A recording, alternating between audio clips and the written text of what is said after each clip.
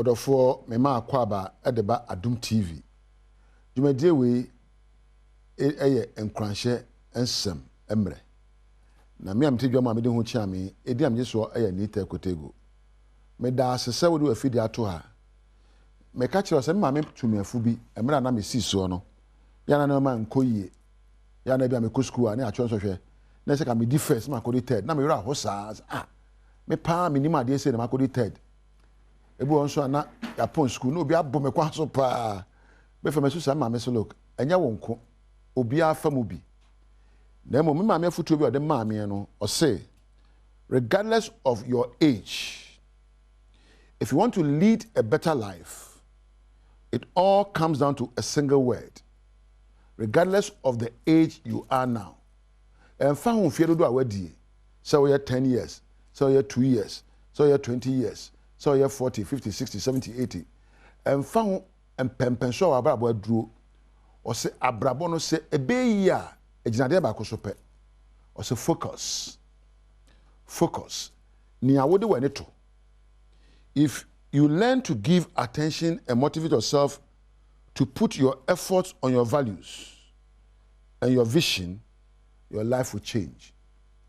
So what dwene anywhere ni nyina to ne friend values they are so boma wo on values eye kasa ba ko bia me pepa me tuemi wo 4 values enoma me gina so de bubra e de fa me timopo e friend values se meye bibia bibisa won se aso enoma meyo no aso ene me values no bobra anane na ekọ me value ba ko ye respect wobuo ba ko ye responsibility. Semia bibi nkoye meja tumi semi na meyo mana koye ba ko ye integrity pepepe yo ne kureka na ba ko ye innovation sema system nti abere bia me bubra. I ask myself, have I shown enough respect? Am I responsible enough? Am I integrous enough? Have I been able to innovate? Se meye bibia na me no bubra esese bisa me so me ni dia ma o maja tumi se eseme ye dia meye no empo de ame ye no kure pa no no na matima sesem e ma foforo abamu. These are my 4 values. O wade o ye adwuma o sua de. You need to have values.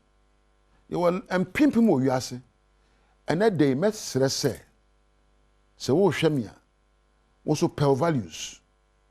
The same values no e kasa kwanan: respect, responsibility, integrity, and innovation.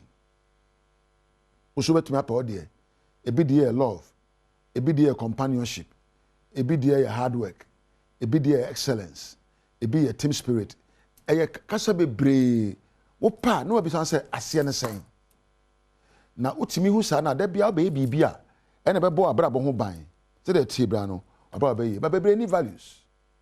Your values must inform your vision. Wa abrabo ni so ade hu no.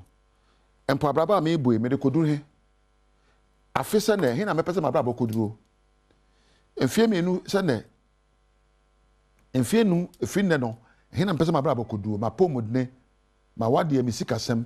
How do I want it to look like? That means you have a vision. Obetwa mfoni wa wadwen pon so sempo afisa na se me wana me yere hu se be ma we de ugya me wanka mewu wo de me nya wo na asem nya wiase no ma nyina se wotimi enya mfoni we wo adwen proso na wa pa kade a betimi da na adie na oyire hia wo a wabo aba so emammo piafo se wo pa kade a betimi ada na adie ukru hia se ohema wo de we ya mabrabo mu tofe ba kope se wo pa kade a beba ka wadwuma yo ho na empo wonya mpuntuo wadwuma mu na wa pa kade ene ensem abada na adie na bibia koyi wabramo ne a friend of vision. How do I want my life to look like? What do I want people to call me? A dim pen and person nipa frame. A dim ben obishe ma wade a me person ode to no. Abrabo and adechi ne ade se bia abrabo eye krata a wo twere mu nioma. Ti said ya actual book.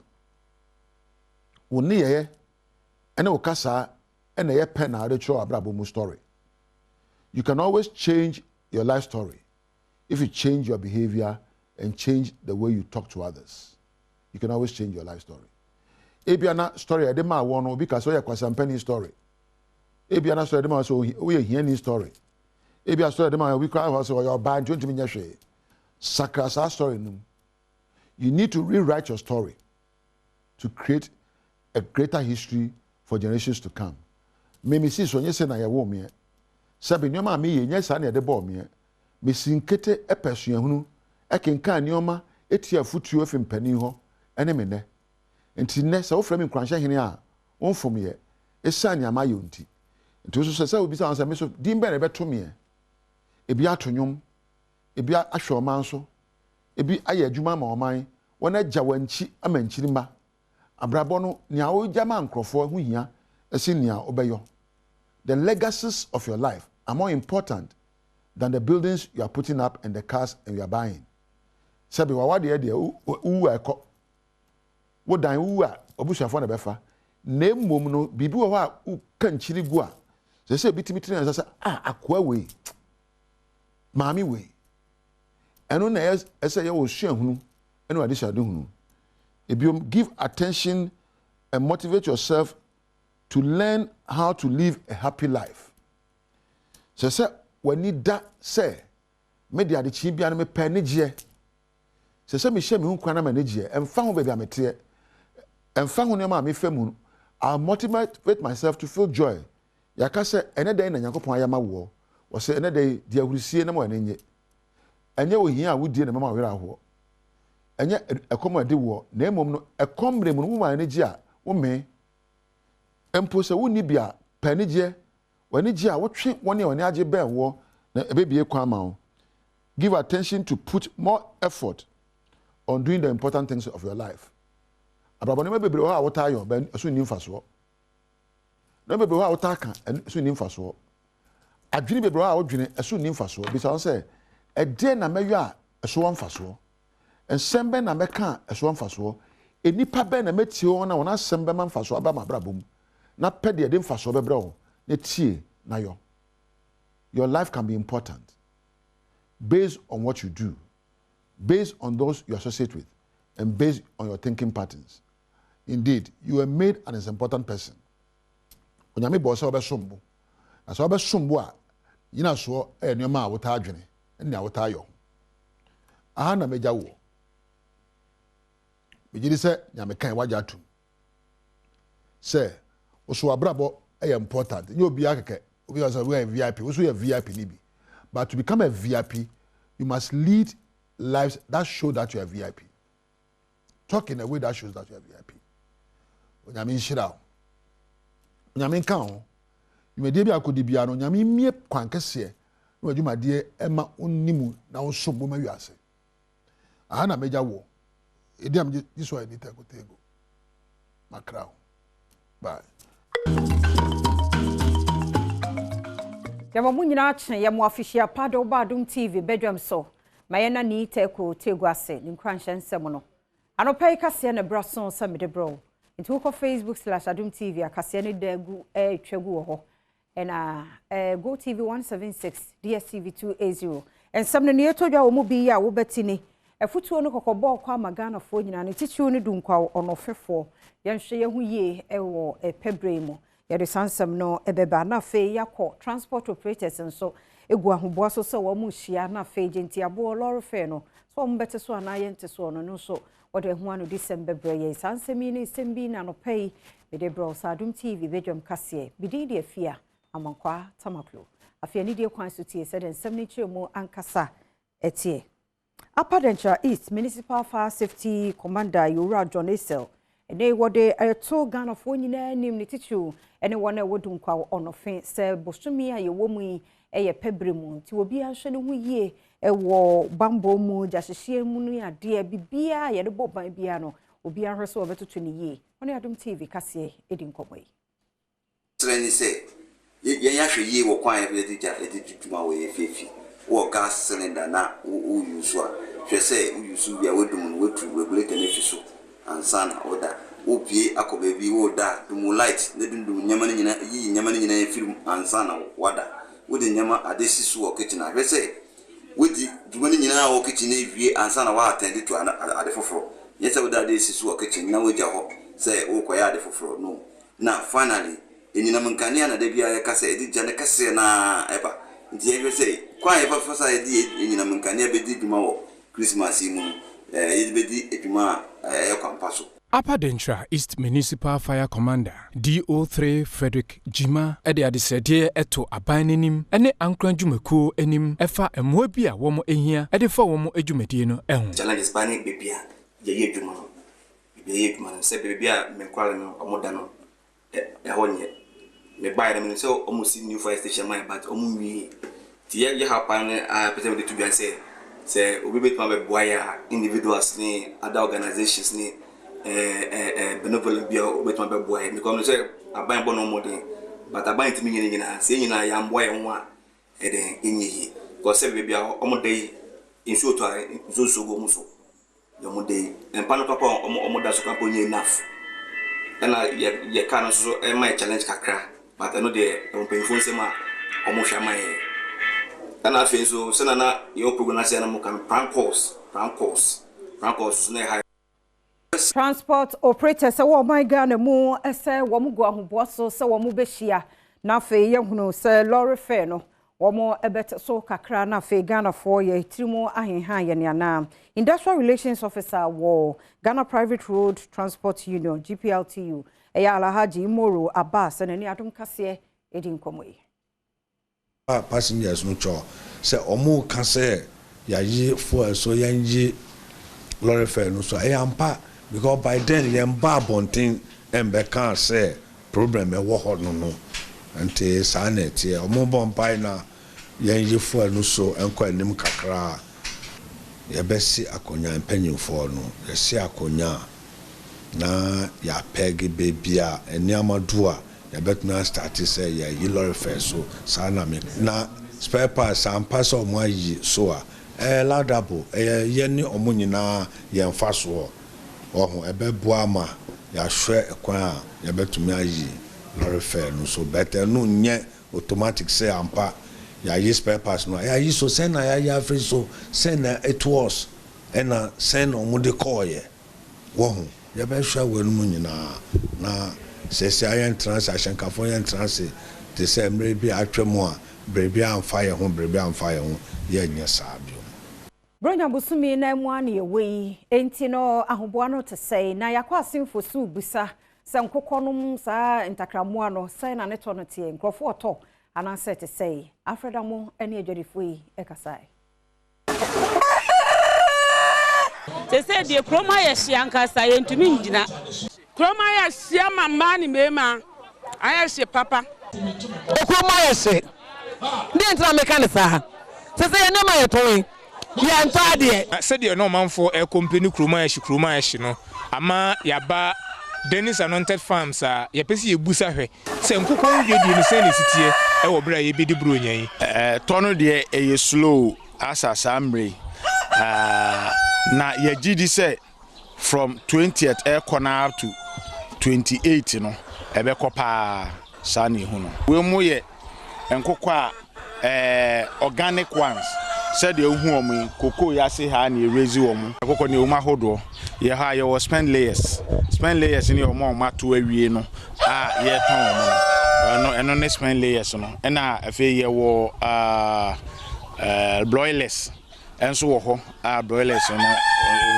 ena ye wo cockless enso ho ena ye ne ha ye wo different breed bia ye from Carlin broilers ena naked necks eno no enso ho ba jia ye ha oba ha obenya spend layers no obenya 60 cedis obenya cockless no 140 cedis ena de ye hun he ya omo wa he ye Carlin broiler ne type na ye ka no 180 cedis eko na the way anyoma eko no neyi na unya 180 60 no but emre kono because akoko mo nyina ye mo aduane nti price no so ekoso enti ne sei ene niama esi tie ewo enkokọ ene ne hodwedie Adom TV kase na oguso tie no na yade mo kọ yensan foforo mo nka yayem se aban project ahodo bi ohono mu a ya na wahya ase nso ne yagyae na esisi hosa ne mura etu afaso nti Adom amanobofo bo apro ene wo makọ akopie mu Akotiman Senior High School eho ena wo mu si Adankura 3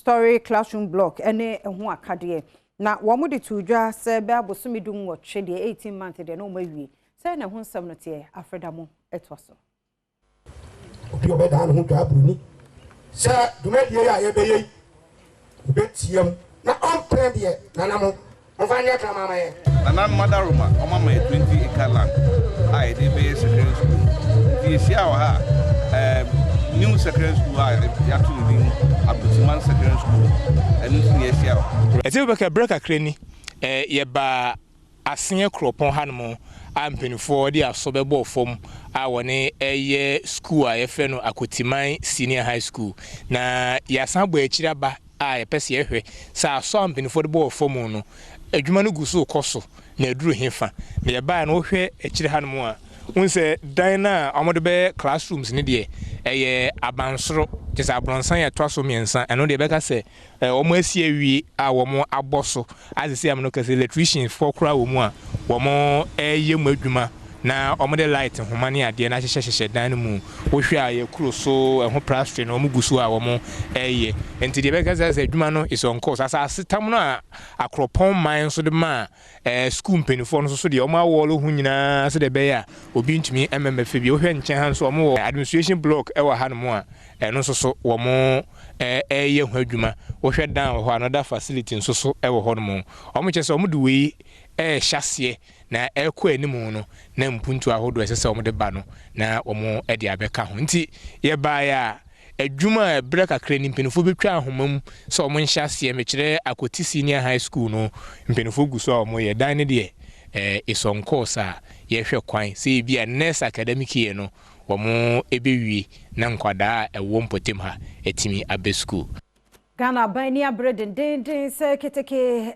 ashay ana se railway sector no obekenye mu na fei yakone abedie no so mba high traffic yakoso ya kwantempon so kura no seketeke nso ye adwuma dodo a umse mu ebehin han na ni nyina mu no ekuokuma wo mrahwe bedwafie mpani a woda wo ma no susu se abani ye bedie na ehia niema bebre yenu hwe e kasa no ni Adom TV etwaso. In my constituency, in Bekwai, and in many other constituencies that are crying for attention for work that have commenced to be completed. Mr. Speaker, ordinarily, I should be asking for us to set aside this report and not proceed to approve it. I hope that the Minister for Roads will be at Adom with me. Mr. Speaker, this report should be approved only when the Minister for Finance comes to assure us that road fund will no longer be capped.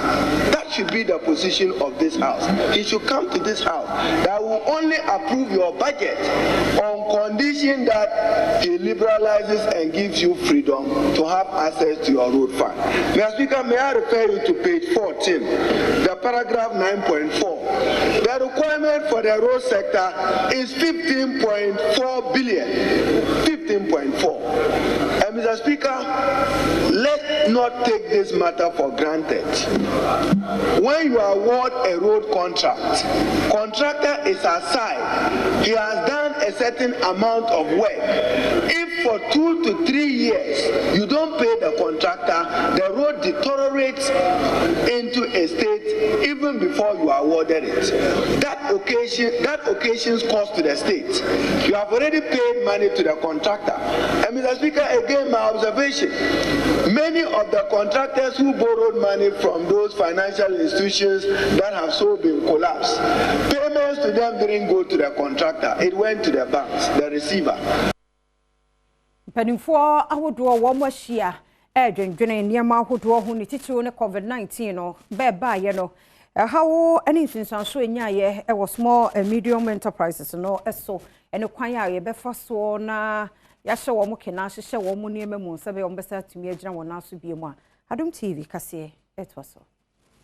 So report we send a coalition meeting we gather extra information into ye amend the report na the institutions to say Ghana Enterprise Agency, Ministry of Finance, even the presidency, we send a copy to the presidency and also the COVID trust fund in Yemen. I say you go around the country, about 8 places, town halls, in Semaya, into your report so that they try and plan to mitigate future pandemics or shocks to the economy. And wechi abidwafo bi ebe adwumadi na se a covid ese wa adwuma ene e maneboni atwetwe enkomo. First 3 months of the covid no ye maye kofie na ye intina ye adwuma free but ye frɛ ye back eba officer omu my letter ye ko bie mu no na ye sack letter say omu like entumi ni ye nye adwuma nti ye kofie but busumi ba ko na medicine me cake no. And since the course of Impunto Abba pa ye ko ye nimu no anka sorry political parties ebeka onho abom na edumre te say na oma mo chi omo pa wo asitene mu no na anka omo to nsabo because social dodo na na join asori ne ho faso ene say anka sa ho kire brim da hia da nim edene mre a ewo senka sorry no etimi tira wonsa no mo boa Adom difo. So Adom TV 9 lessons nyame yadom akwasiya da shasiya den ti de hia wa no 30 Ghana cedis and minim say by this time de nyame adom ato de na muguso so eto if you say actress and actors no won munyina ba dwom to no so dodo no aye de won mo eba nyame yadom akwasiya da wo National Theatre enkweti webra enti anu anu no nyame yadom a ye hia akwasiya da ya o akwasiya da na ya wo akwasiya da me da akwasiya da 7 pm na esi shasiya na sabrede o man hine kwabna sante se ben aye kra o my already lessons ni binti o ya we dada ya mo akwa baba emena beli na abre because as ya mo akwa bampa cho ba Joshua ya wiase o to go dress nso nye bad ja mauli adaroma ene kremoni bia o de ne mo mabofom bia hunu se etisi ye hyehyɛ ntade bi sei ema o man bia wo mu nipa no enya ho mfaso je enko hyehyɛ eja bidima no koka ma no bokiti ebi ni mu dia yedi free amanoni aba ama hu sunsanso no my Ghana esika seme kwa na ekofom na ho de na ekofom onyame adom yemu bi de maoli mu kasa kire etie ti we eye Ghana made Ghana for na kom ho asi ho no maye de hyemi Ghana made pabo hyemi Ghana made ade e dance wo ho a enye Ghana made ni we eno kura na se matese mrantie bi aba omo so omaka omo asi ani a omo ye bi kama if next week ko maybe pe bia bomensa ti wo ye Ghana ni ade be mo so ye Ghana ni biri bia da no wa ho fama no wa ho siesie nye bi ni mu die wa ho fama no wa ho siesie no ese be 95% Ghanaian de wudi de wonom de wo hye suku a wo ko teacher ni o kire wade e kwan wo fa so camera wo di twa bibia eno ma yesika ni nyina ka eno ma Ghana maburu ni eye eyifo nyi adwuma ye ejuwe de odo ho abe woso na se benim ni wura na akutia so ni wura de a o te ba me bube ye hyasie oh god na ye Ghana nioma ye ndi Ghana nioma kodwa so kohwe eno osmosis mami tie de meken femu a otoko fie emu de o he na local rice osmosis mami tie de meken emu a otoko fie emu de na Ghana rice ya shani esa kasa Ghana mo odwa so bebre brown rice papa bi ebeba apomode udidi a wo didi Ghana ni di born ni mo say na be dey taste in the bibi who pe taste asa pa apomode ho nsem aka osmosis mame eno moto mako enum wo dey akogu fie Ghana mo be na wom na oban koto China for kambu a Jordan also ntiase ya ka sema muntie the casma muntie tomatoes ebu Ghana for tomatoes ebu bebia brekum ne poalugu tomato ebu Ghana for tomatoes ebu osmosis na o ma mehwe okofa abrofo tin tomato asa se mo mehwe you because obia betaye no mani ma sia ya nto ya wie no so me bom kokko tell for am fa 3x4 zip bi attract atiati form no but so kasi ani bi atitutu na to baby no munya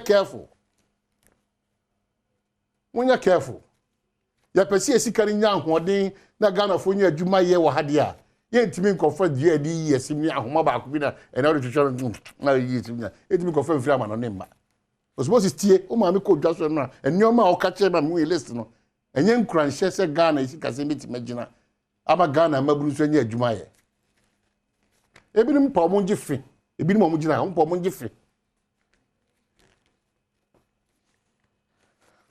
On the 7th day of Christmas, my true love sent to me 1 Ghana rice, 2 benku papabi, 3 nkruma papabi, 4 tilapia. Emudia here, enye Ghana aduane. Enso ne udi ya esu krasini. Composer. Composer go na mi ni bronya abeba.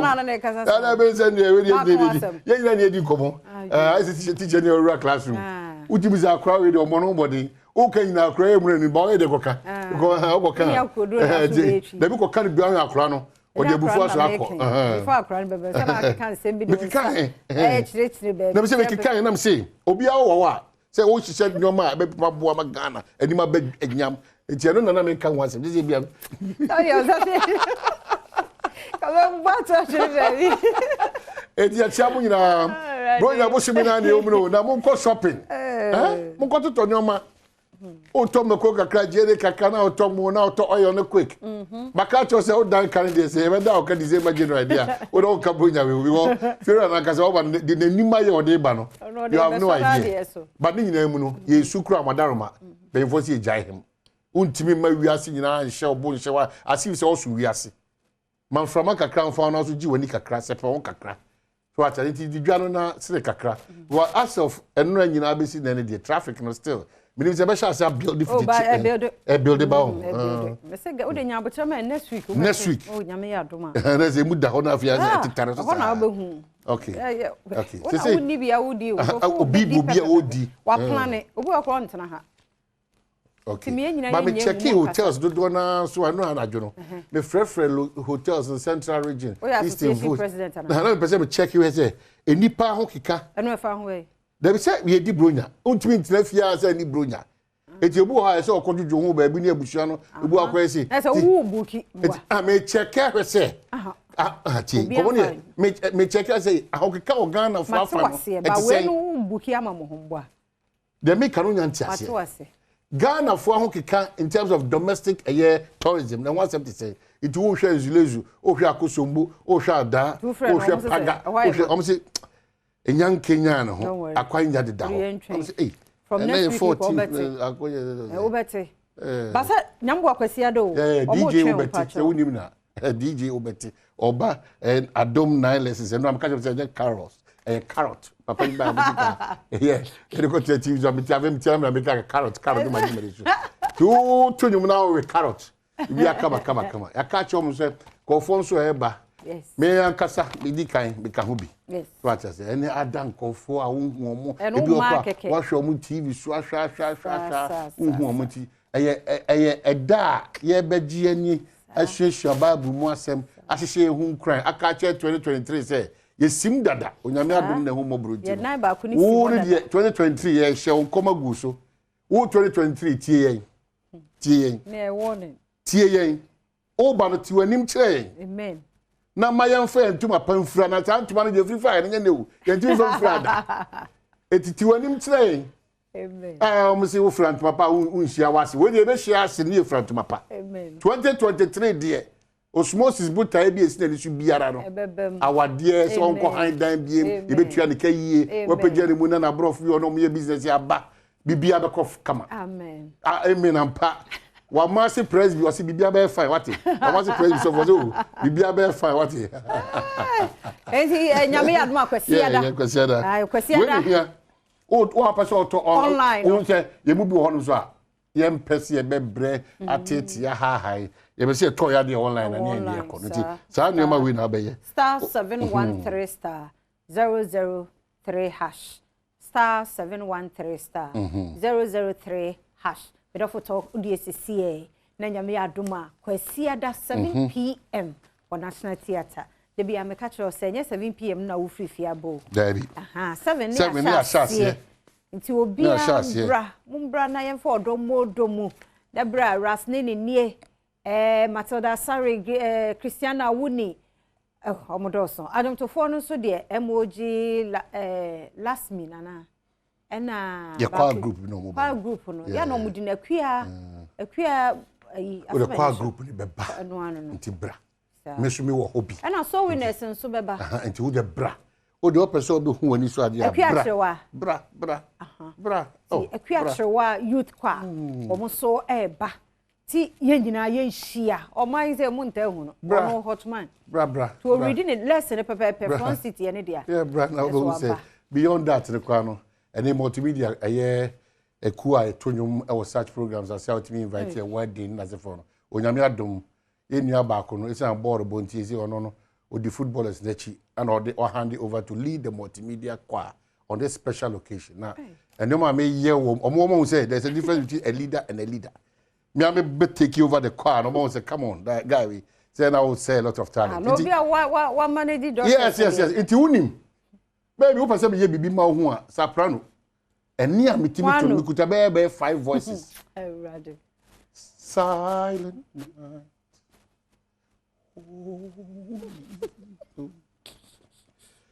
Oh, some you.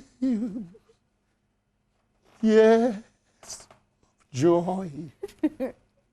This is not so. And so I want to do the work at the Brema quite a bro. We're in the month of Christmas, intimacy. Maybe no Jacka to be good. Yes, I did.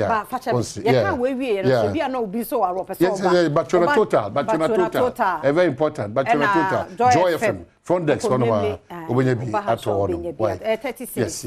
For the end, your program, yeah. And see where they are trim.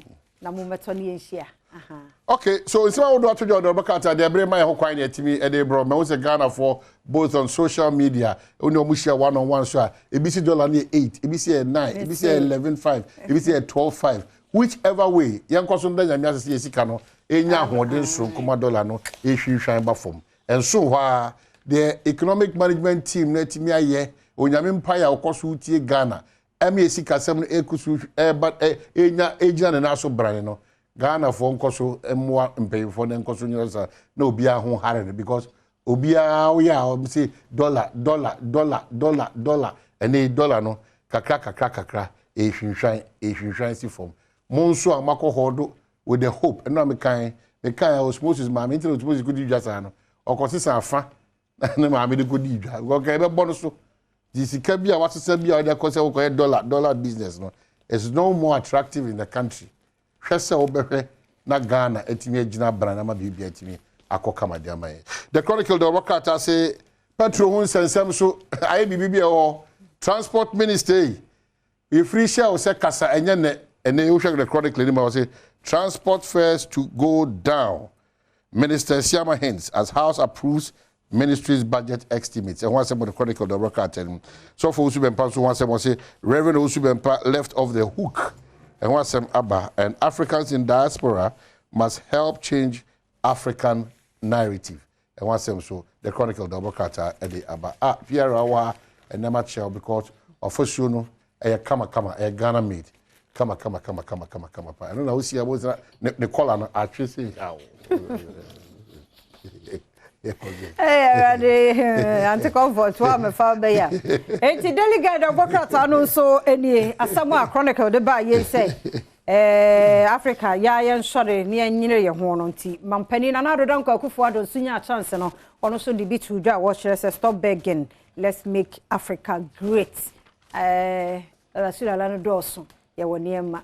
Inti a quad Emma ya or my Ghana. You will be beer, so they be a any Enti ahwasam so no. Afei obansam foforo mo kope 6 now so reserve 30% parliamentary seats for women. Enti okope 3 at the Bokrata no so ede aba anopay and I don't compromise on human rights AG and no so de eto edwano okope 3 so appointment committee wo mrahye bedwafie mo nso no wo mo age justice and yawo gawo and Justice George Kingsley Compson yaje wo matum say ajajefo enko Supreme Court and in summer delegate the Bokrata no pay also at the buy.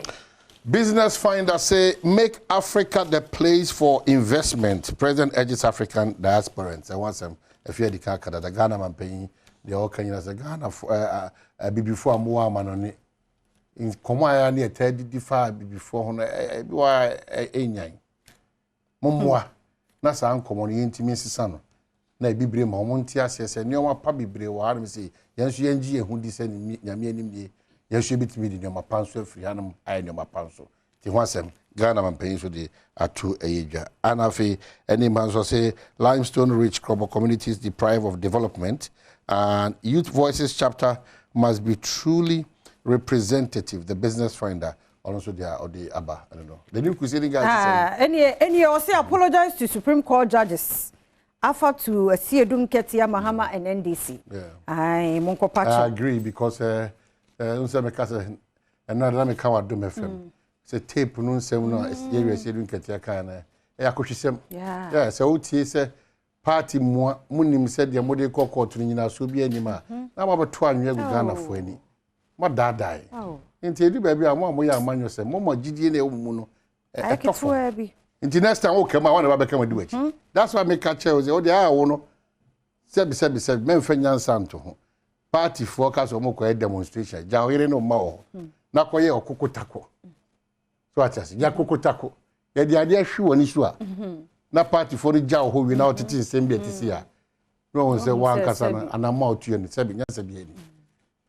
Painful mo di anim no wo di akohwisem saa di anim a oman ni yemu nyina be akohwifo oman bia na emu painful no akohwifo no you don't expect anything new ukofie bia ma painful tete nkwada a di tro ne konkonsa ne ne oman ensem fata tete fie oman na emu pia saa pepepe nkra pie fie onyina nti de 3.2 weza asumasi beni na se saa na te we saa ti wo di tro kasie se pa ma mo hwihwa judge fo ti fo na yina shi central for ye ni bibi ye ntinye so edi akire kikikikikikiki ono na eka ono na wo mu na o to pa na o ye we kire ni yina ye ni hu hancho e de na electoral commission for musisi NDC say ele de na MPB for mo keka ibo anim ni why can you do that how serious yeah so mo pacho mo pacho kra say mo fa kwan papa bi su ka cheche Ghana for ko untimi kom bansa me country say electoral commission ana so bia e de kwati based on this there ya kuhisem na modi no yeah some na mun so no GBA must investigate and sanction NDC lawyers very serious oversee dun keties kontompo kasiese na Ghana di akiri na wiase afra na nyina hwese the NDC for cancer empire ya ombuka Tanzania en kontompo sem hye tai electoral commission ni payam hye ni sa kontompo sem kwa. And it should be a warning to all other political parties. Your phone line. Your card. Yanchicha or Madaroma. And take it in here, take it. And take it. 0302 211 701 equity 4. 0302 211 701 equity 4. 0302 211 equity 4. Me and me use a caveat. Or what friend run or wouldn't be friend you. I know there be some to be friend. We wait me after. Yes, I would decide in a if it's a old friend. Aquanya or more friend. I think National Theatre 9 lessons and carousel. Yeah, chum with 5. First 5 callers. 0302 211 701 equity 4. My main car also say Ebia na per ticket ni bia ton so dia Bachona Total and as a Joy FM. Also a person relaxing in your comfort zone. Eguso mankind, yes. Mankind. Ya mo akwa ba mo mankind lembele die. Ebe no. Ebi o wa ha weekend yi kra. O de ye hwe no. O ntime ma eno ano no ye begia mo. Beba. Ne o ba beji o ticket ni wa ha o. Nyame ya adum a ye ma wo ya konso mankind mankind dey nasi yes em say the family obi afri Na say ana on kan kire mi. Oh WhatsApp wo ma he ne WhatsApp wo. Ah ni afa. Ene bia na me sumi afa ba ne su because. Ana krona afa ma sia koto. Ah ni e me sa. Afa na ni fa cha. Unso ma o ya. Yes. Da ma se ma mo fa ma video na mi chia cha ma ble cha ma tito. Yes. Na mi chia o ma gene o ndo ma. Mo gbo aduma. Mo gbo aduma. We je me ba bere. Yo. Na he chia cha wa ba bere. Na le se carols ni. Yo, it would be part the say one crata and so. Because all the mankind ba yenye. Mankind. Okay, me dey Paul Atabia Nyanzu. Wabodi Paul Atabia Nyanzu. Udi ende pa, ti e da se e be hwe anim nyame ya doma. Good. Amen. Ya be phone line 0302 211 701 702 703. If you say Benghazi also. Benghazi also. Ben anopai ya mwache mo afishia pa. Hello Benghazi. Afem komati mtieso. Yep. Na mi adom mo he. Nyame adom ye ho ye pa. Enti ene nyame adom akwasi ada wonam he. No, I am free. I'm saying you have done many. Hey, obeba ho. I am free. My papa oh, my dear the do na mo da na die na bro so. Enti en reserve ticket na ma. Me pacho eh. Na wudi ni nyina de say papa. Me pacho your friend Benjamin Boache aka Benghazi. Aha, Benjamin Boache. Akwa bibi. Na. Ado nim. Mama me akwanya ketwe bi mesremo a. Enra na ye me dofo papa. Hey. Sapoma Abigail. Then birthday. Oh, okay. Mother mama. Na wan odofo pa. Papa. Sapoma. Ayo. Amen. Na medofu papa. Eye why? Emedia yi wa ha. Afedi oba ye na fo odofo papa. Afia be ka kiro say kasa bebe no ye adwuma ene ye adwuma. I was reflecting. Yes, Sapoma bibi. Mo nyame show nti ya cho ba ko e to extra na ne Sapoma mra nyame ya adwuma ye show anim. Ya da se. Yenya pike nso so pike se lembela na se pike mili aba afishia pa afen committee affairs so amane dike amefis constituent secretary amane amefis is here amefis madam Fopano yes o kanu mo be ye kalamse o be church mu na be majima ni se ta na se Wait, hey, Kassa. Yeah. But you know what? Na be. Ekwa ho se ba ko wa me do ba bra onye obi. Juma papa. Mi a me de batuka ma bra. Mi a me ba ka to maire. All right. Enti nyame adoma o ba na. Ku amo asachi ma ya me fees. Yewura. Na o maire onim. Yankopon bo a. Echina ya sofo panya ye bishop awo Takwa diocese. Me papa wuti ba Swedro, ba Agona Swedro. Okay. Na Jumadi we no. Ye wi a me anso me take it no. Kwasi ada me no mo baba beginam. Good. Na ya kamfo Nyankopon ye wa ya maye. Good. Ye so po ba ko si ye wo afi baba no ne da so ti ase. Asem no. Di no baba pom bibia be ye. Bibia be fa. Me do appoint no so baba oni obi. Bibia be fa. Enti Daudi no ho na ye be twen on so. Bibia be fa. Se ya fa say ye last call ali ana. Ye de obi e twa to na afi. Obi anope ye mo afishia pa. Hello? Obed. Obed afishia pa. Afisa se ne won kwa wa hoden. Amen. Na frefi hia no pay. Utie ne ho, tie am se ntina. Hello, o TV ne volume no ne ni nkomo wo phone so. Wo frefi hia papa. Hey. Regional Minister Krum. Aye. Regional Minister. Mama fa sa kwanya o so nka o se onim se homecoming e ba so 30th and 31st. I have homecoming no. Homecoming. And you're part of it. Shall about the route, the about the route. No, why? A cook won't be behind come out. Oh, Titi, no. Until who any come out phone so. Nyame aduma obetimi abakwasi ada no. Nti eso obeji ansa na kwasi ada no. Me pa cho mate odo. Yo ntu be ba fa odi nyina ma ya sound engineer no na oba wa be. Ibi na Obed Kwaku Nyameche. Obed Kwaku Nyameche. Yo. Nyamisha pa ya da se. Ye be hwe nim. Mo. So you understand, but back to it again. You person relax in your comfort zone after take a 30 Ghana cedi. Star 713 star 003 hash.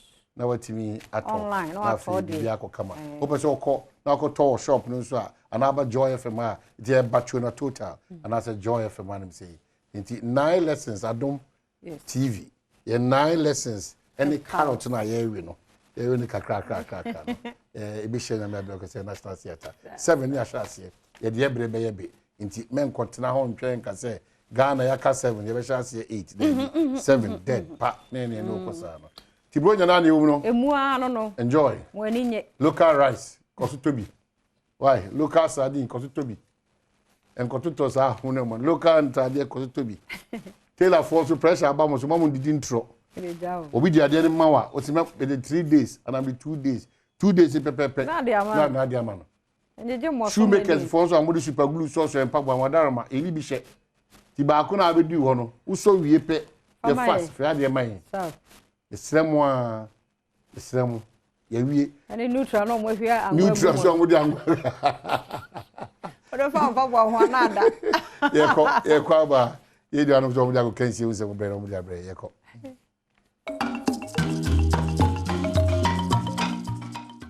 Right, fantastic morning. And that's so Amraso. Yeah, we can see that to us. 7 dots. So there's a fantastic thing. Kete we say. And you know rebia. Aha. Now I oneexpert.com and I think so the GFast mixture. And on so more than some of the of course, Mokopi Mwana, set more gel and roll on so kanwa. Yeah, they buy easy crane and yeah. Sergio Manucho Benapadi Butre, the producer schedule and Cassani, Eric Asidu Body, William say anybody ever shall say if you're bunny the FIFA World Cup, Basso Qatar and Ras semi-final 2. About France, Africa rep Morocco, my history, some more ball in the semi-final. Now, more has some with me. I had the first African country, my trust me now, record for my break set, but breaking and set, you know. France, show more coming, one more to me and Tiama. Say, France, back-to-back finals. I'm heading with some country back home to match World Cup, no. At was me, you know. I'm Argentina, never. When I'm Roman Rock game in one Sunday, Hermit. They say I set Morocco ball 3rd and 4th and that's a 3rd place game maybe na kwasi da so ya hwe na the final na baso den France omani Argentina yes one match na ye be hwe no ti Morocco betimi atoso miensa on Croatia the pen so ye be hese na be ko ni ade eno na de ko so it was FIFA World Cup ni my day ba na no pay na okopi mu na oneexpert.com akache na nkrofo disika and World Cup mu nya ni bia enwi pacho or the matches been academy celebrate me this cardia go bottom oneexpert.com. Now if you want to copy more the senior national soccer team the Black Stars of Ghana yeah link at the link World Cup on Mohamed Kudus Abrantia Bakwa about no more than ye part of my Ghana World Cup against the Kessia so you know and Ghana Gold Expo and penny for Abana Basso body strong Kwanya some Ketua Crown about Cabana Cheda Comensa or MP at the Takrade constituency the D anymore say one more at the Gold Coin Pa Emma Brantis and no what about my more piaful. Kudus have done to the Ghana team can never be measured in any way. 2 young people that promote our country continue to shine, and for the love they've had for our country to promote the country this far. We believe that it is time that we also recognize the individuals that made Ghana proud during the season of the World Cup that were there. So we invited him to present to him a gold medal, commemorative gold medal, which is a white gold that we use, and we've been doing this over the period to show how Ghana appreciates the work that they've done in supporting Ghana's football. You know, Western region, like I always say, anytime Western region people are inside there, anything, we are successful. In fact, when we went to the African Cup of Nations, those days, 6 players came from Western region to join the team. So we have a big passion for what we call football. From Azakers to Wise, even though these days we're having difficulties. We also have new ones that have also joined the Premier League. like Summertex. So every time, I mean, some talents are coming up from the Western region. And for the work that he did and the football that he played during the World Cup, Gold Expo Foundation, we do believe that it is time that we also honor them, because any nation that cannot honor its heroes, they say it's not worth dying for. We believe that this is our widow's mite to show appreciation from the Western region, the Gold Expo Foundation throughout the country, to show appreciation to them, for him to know that no matter how far he went, he had the full support of all Ghanaians, including the Western region and the Gold Expo Foundation. So I present to you this, yes. You know, these commemorative medals were produced here in Ghana by Gold Coast Refinery, and it's the first certified Responsible Jewelry Council member in the whole of West Africa for responsible gold. Wow, and we dey Kudus Day. Na chese Kudus na ejini di ba ya de man sa no so kasa kakra ya obenden. I want to thank my teammates because we went through well as a team and everyone played their part. I think it's a collective trophy for all the guys who went to the tournament. So I want to give thanks to the teammates and the whole team and all my brothers support.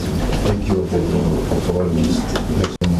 I want to thank my teammates because we Asempetia Muhammad Kudus ne samode to draft as a board sa abaso no na hyene soma me say Jifas Meshaka hona yere sam na dey bro Ghana Premier League ne ba 19th of December ya ko break World Cup ya bowie na de che ne gina mu ne denden e de to so e de amanya sam keto akra to folk wo mo gina mu na so mo ne isu atrama na de pem so match day 9 and no head coach Matic den sam kakra to dwa chire mo kwan mo fa so asiesie mo aboremo wo abra league ne san bayi mo. No, for us the most important next game. We prepared. Now we have time, one more week to prepare for next game. We're waiting to see Federation what will decide about us because we have 5 players out, and we will see. But we must be ready. That is, we must ready. We must work. Right, we must be ready. We must work hard. And then somewhere, Slavko Matic or here too, and so Hormo, Sedimo gel and roll on, pin Biabaqua, Sedimo gel and roll on. Now, in Fiona, you go so can't league them on someone at the Aquapimo, our Great Olympics, for catch or Masha see ya preconana, Legon City to Tomo Choco, but still, resource. And yeah, bad Sani, I did no more competing Kakran and say Tomo Choco now. Around about Kwaba now, then Wabe Shimama League Limoya Day Olympics. So, in my day, Manuel Jamabadunika Kanika from my Black Stars player. And on a Yapre Queen coach, Ekasa, Efahon, Quaya, Jamabadu, Ebony Timono. Oh, yeah, I demand the experience, the energy, and believe it not their back. And the boys are enjoying him so much. Experience media, you can't buy it.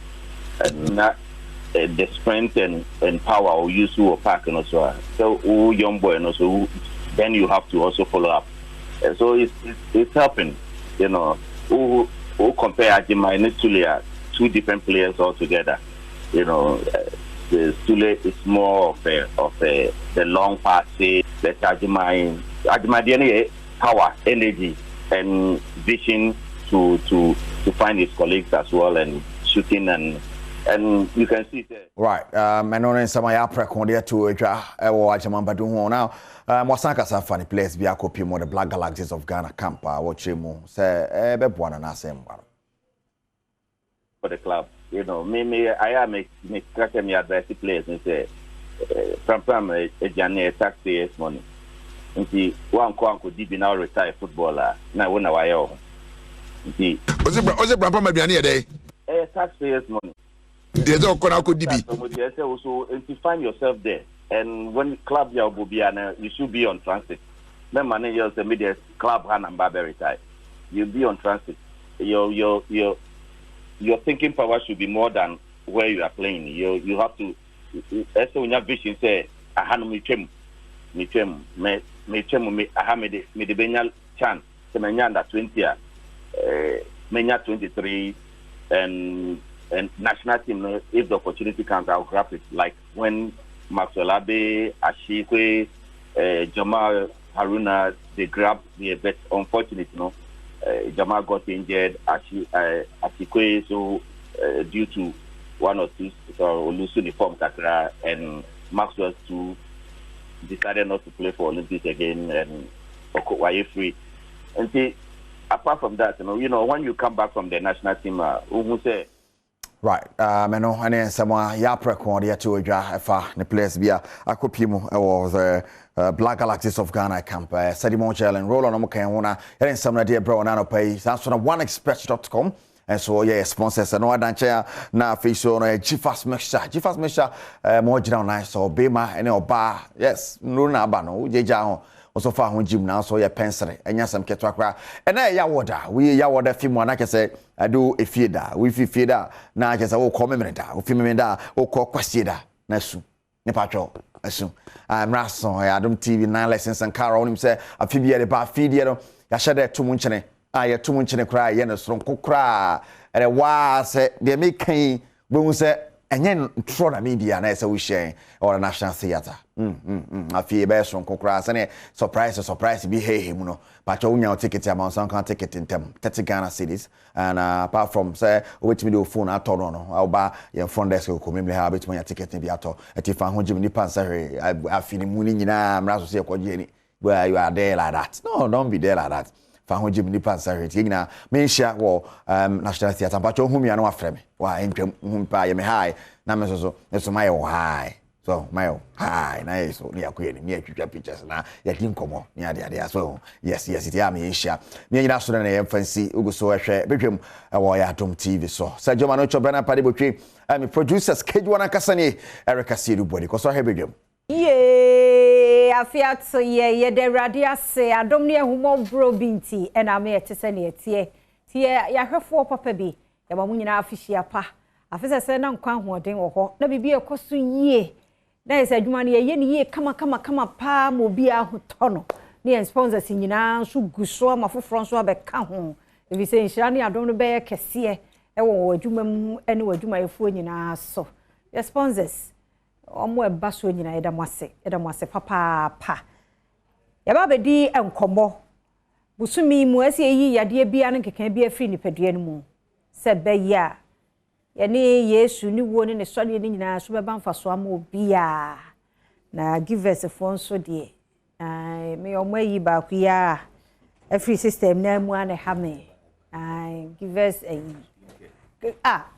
clinic keke it smells good and so but enye no ho nkomo me wona na room ye wo ha na da room ma ye ne ni nkomo if he say givers GC capsules ne mixture no ebu adwuma na no so heba mixture no nti be me na emu akwaba e bia boko de designer no so de ogina mu one de alas no to fa mu wo de aba de me de no say no me ye no say enkobe hia measurement nti wadaroma o wie na say o phone so na kwa for de simple measurement e do anam ti Asia ne size 16 so ne size 12 simple to ke kabo mu anu anu no and the only how open the size so any very straight yes about if you boko there nyame adom why ready nyame adom my dear so wo mu nko ade why ready the one you ready need want to ase ti atiase nko ade so be di so benom kwan bia be fa so aye ne bia ye obronya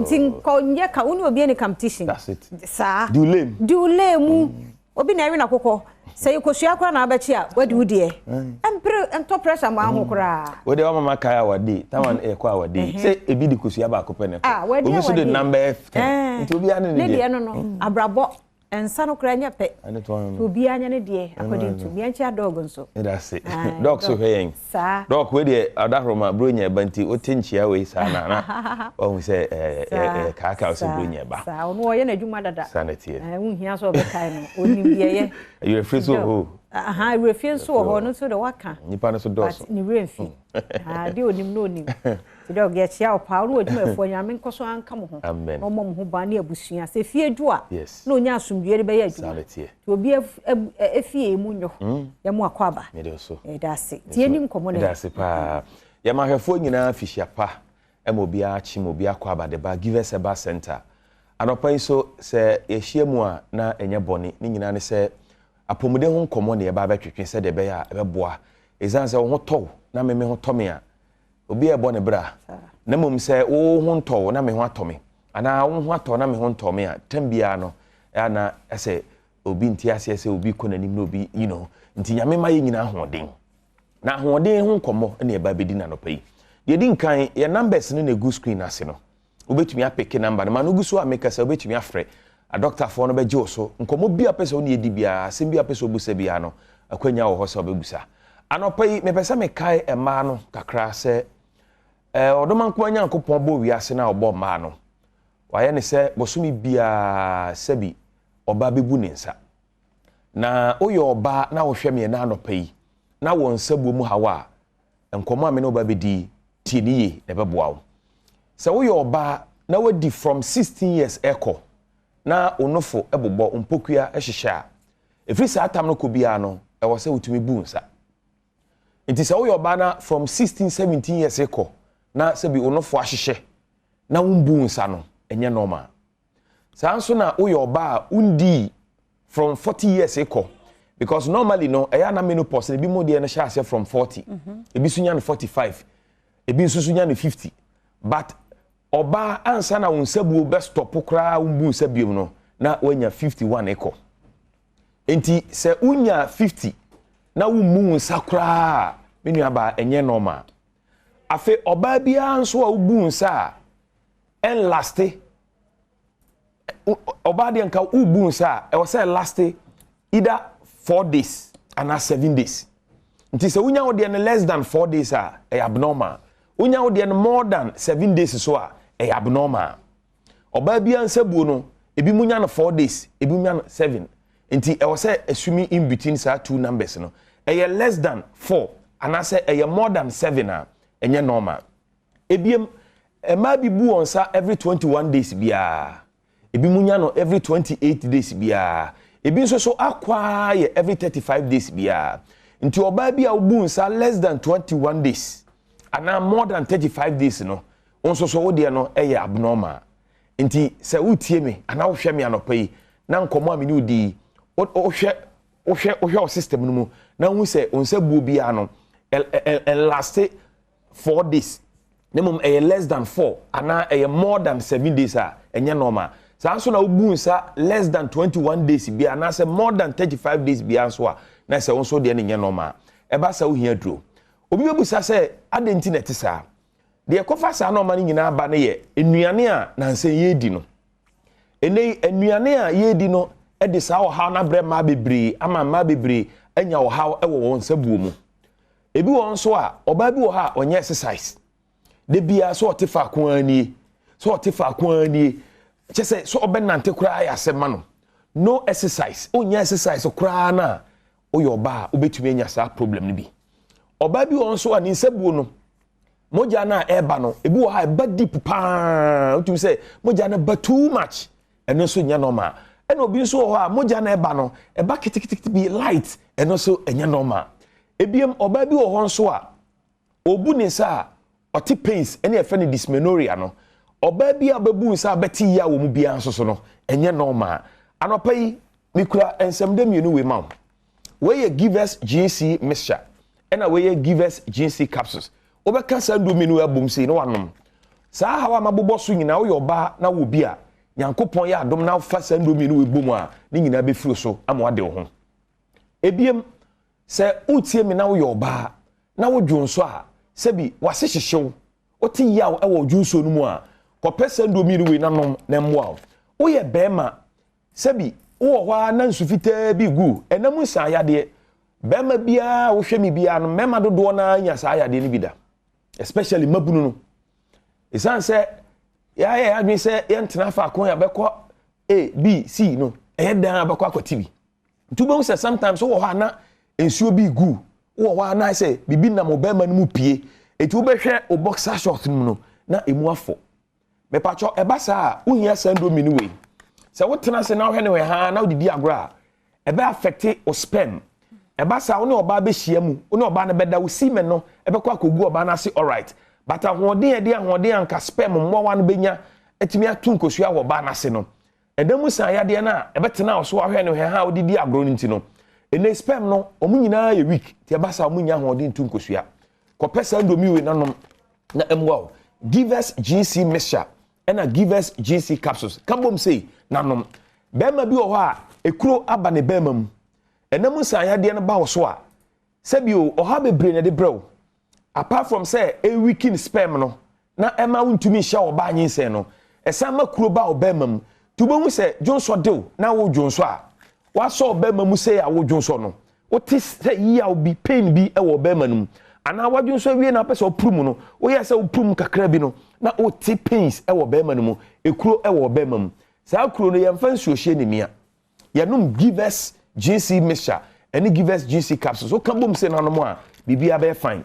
o yo ba na wo ta akọ public toilet so ya ne a amansan e na yusu na wo ta akọ tenatena so bebre a esan se WC na nya nkwa na yusu na untumi sanitize ni yenti no obi won so a Johnson no dey na se ya ne ka na oduru ho na watena so on paper so kwa na watena so e ba sa na bacteria betimi awuro eno na ya na kofa white ebre ma bebre no tubo mu se sabi na enka A2 sister yi na enka A2 sister yi eto dan so ara ho sebe wo mu ni se wo yo ba na wo sa problem na wo kra hu agi se be ma no ne be ka kire se nyame anya ado amwan ko hia be ma so nyame so ni mo ka no kra de bia be oh you okay oh we okay on ka no kra de nkire na de ni didi mu sa na fe e ba be sew oba bi ho fa fu ana sei onyin sei ana sei e na ye fe ne miscarriage no ane de ahia bayifo na bayifo ona sister no ofafu ana sei enya bayi eto da na se oba wo na mu nsa yade a enam nsa yade mo na ewo mu no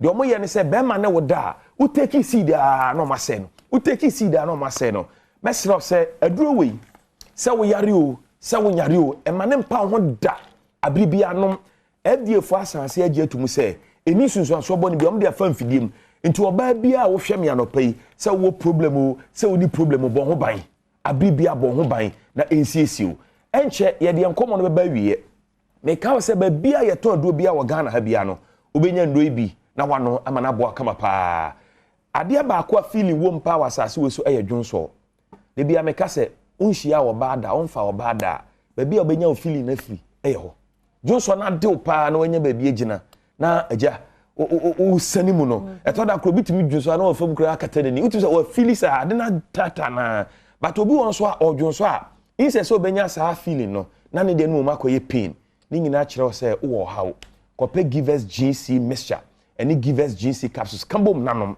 na mwawo your number is 0543 222 470 0543 222 470 we dey sema ba kope emfa wi when you give us about measure no me patcho say ya tebo no so first na turn 25 cedis say about between 16 and 18 Ghana cedis it is okọ na more than 18 cedis amento ye na ye ka say okọ na obi to ama more than 18 cedis a ento because ye dia more to fo boa ama efo ama ni kwa so obi to no more than 18 eno ye malaria duro typhoid jaundice fever honam yawo untumi di body anonum bi na embo a immune system na emre aduane bia besi wani ma untumi di odo nsa wo mu kakra so wa me udidi pa so na osote etimi srew kope yendo bi na embo a ba bia o Ghana ha no bia give us nro no de obenya bi tinana yeda se papa pa give us about center for ene no mu di enkomo no yeda nana Romeo ase me kwaba enkomo foforo bi so wachi ye ba ye beto aso da sibiem samu kwa ba Adom TV Badwam na o hye no media fia amankwa tamaklo ma ye na yaboafo yi ase pa fi mu nyinara wo mo anya ye mu wo mo guso no ye adwuma ntie na wo mo ase na ne wo mu ni nsawoso na ye papa nti ene wo mo da Adom TV so ye do mo ase St Andrew Senior High School awofo ne abata akiri ne benche ye fa oba no kɔ ho ate wo mo ye courses ni nyina bi ye wo day ye wo boarding so na campuses no so bi ewo man ntwantwa hodo bebre nti enko St Andrew Senior High School ni etete mofra no ewo nwumasua mu ni nimdie mu ni nyansa ye do mo ase p Kelkate toothpaste enkradro won di twitwi won sen anopa na enwumre nti wutwitwi ubase anopa ahodin mu a enwumre so sa twitwima no se eye ade papa na ode agya wo ba ebi se siade bia ni ho a akra no obenya bie emasen no so yi green yellow ni nyina fi ho ana sa de na ha adwen hu se bi wo bi ho ntumi nka ti na me ka me bo ho de bia no tutusi anopa na anwumre ti bi wo ho anu wo hu une mirror nso atomre kitu bi ya de wo ho anu wa check wo se di wie bia nso afen so ohuru wanum na vegetables ne leaves bi wo mu ani nyina piepie oye ne se be boa wonti nkura no yem form won sha se free sa abre no e be ka wo mu ho mu nyina wo mu free ho okọ ejomba bia so hwehwe kel kit toothpaste benya bi ato kidi ministry of nso ye nkraduru akra woni die ne moja duro ba ko pe tatahwe be mu na didi ama wo akra be ye ohu nti so oba ne se wo ma wasom nyo essence woni di ntire bi esu akra na de bia wa slim man kidi ministry of ni bi obohu sonson ye wo mu pure natural health modro 3p garlic mixture no so hia bi no bi na immune system na hode mram ti yare bi e da nipadua no mu ana odi kan wo ho on akon atia no 3p garlic mixture ukọ pharmacy ne herbal shops a ubenya bi e wo ho numakoi na boya chidom se yemfa fisam komo no emro de bedru so yi la be 2 weeks ni de e ma no ho asam a awo de awrade aya mo bia eso ba bia nyinsen so eso wo fa ho e fa oba ye didi no munum ni ade bo ho se na bibia betosini ewo ni padua ni mo ti 2 weeks ni ya hwe ma infertility in women de sa hawo no banti oba intimate fefu ene ya hwe mema no na de bia se ye pushi come on side because ye ne boy ye hunu 1 year later after marriage na ye hu a e osumasi aye say tu ba dwene ho sa de so dwen ho ana ato pressure ato so e me ne na ate kokora ene nso ye be hwe mema ne de no titie ni ye se wo pia ko adwuma mu ahia ko pesika brefie na me obetimi ahwe live nso e wo Facebook/Adom TV se wo driving ko ade a tie nkomo bi wo ho tie ma wo nua be ma bi wo fa bi wo ba be ma bi tie ma no be boa no pa nka se me de me nware ne chekene ne ai tie me wo Dr. Isaac from Pon ono ana ne yadi nkomo ya from Star Health Clinic on the man de obewie wi omu sesi ama e wa pomuden fam ti say ya wo no problem a doctor na emonte ha dog ya mu akwaba afisha panso afisa say na hoode ne nkwa wo ho na pomuden mu gira so dendenden no ho ayefe pa ho fade no ho ayefe ya di nkomo bebre ahwe ma no tichu awo de ya na ya awo 1 year e ma 2 years still need to be famina in shesa shoe ni mu ba mu amote sanso mu abamu na mrene na nso ye so a wo sentafo na didi so obi aba wo ate nti ya hwe man de bono tofa kitu abi ne mra mema no ene ye hwe male infertility but ye mo man de no tofa ba ko pa bi na ye nto aso all right and yes ye be ye a man de no recap na ya to aso ba ne de no so dia previously ye di nkomo kakra and ye discuss ni ma bebre a itimi boa ema awo ho be ye den ye bobo bi so be bobo fibroid so be bobo polycystic ovarian syndrome so be bobo hydrosalpinx ma mo fallopian tubes are blocked be bobo ne ma bebre so enti no ma nkasa ana se oba be nyinsan no ne ma bebre na ya na eka ho enti previously ye discuss bebre bet when you say anyinsan na wo hwe a ebia emma no there may be a reason because entimi preoccupy say nyinsan ba bibi na ya na wo ho and sa de kroni fi ho wi a anyinsan no betimi aba easily because emma bebre na ahwehwe anyinsan no ade say omunsabuo no engina so yie so onsabuo ni mma yie a and how then ahwehwe awo say ebeba ebia ovarian cyst bi hye ho nkosia ya wo beto na watimi ne be ma hia na fertilization akoso na etimi amo anyinsan be wo no kosia ne nye healthy yawe wom nti how then na wotwe anyinsan se beba nti no emma ne de no de eye bebre ne mum ye selective bi mo fa baby ne ade a nti se ohwehwe awo no ahwehwe ache na unya shada ye checkups binom because an na beboa ye hu ade kro na ye betimi aboa sa ade kro ne fi ho de a quickly na no anyinsan betimi aba sa tianie emma no ne abobo so no so wo pebie ma sa tie dia uko Facebook/Adom TV a won so be bold women infertility bedroom afisem a ebeyi ni nyina aba be na ne wo mema ne so nti onu aba okra timi tie ma okunu ana se wo bra onu aba ma bi na ya na de enwa akra mema ne ayo mo ade omo de abo omo ho safo hene so wo secondary school bi onya ba ko bi so ho no so nim so wo no de o sia oba bia na wo ne me yo ba no a but yes it was secondary infertility so nti tie ni ye saa de mo de ebiti man too much nti do ye hwe male infertility ye ka say no male infertility ni ye dia a very broad topic esun yi pa nti ye be fa baby na yakokakra hwe baby e betimi edu na ya to aso sure say next week so just sign to us because a very broad topic. It has a male infertility. Said you can say female infertility or bar a war wire den. Male infertility, the same thing na mema side. Until then a bema untimi shane ring saying. And then a infertility in men. And you can say bibi intimi and more bema shane ring saying was a bribiano. Saying saying ma yana ya this ye a man so. But a memano so royal umu play ankasa.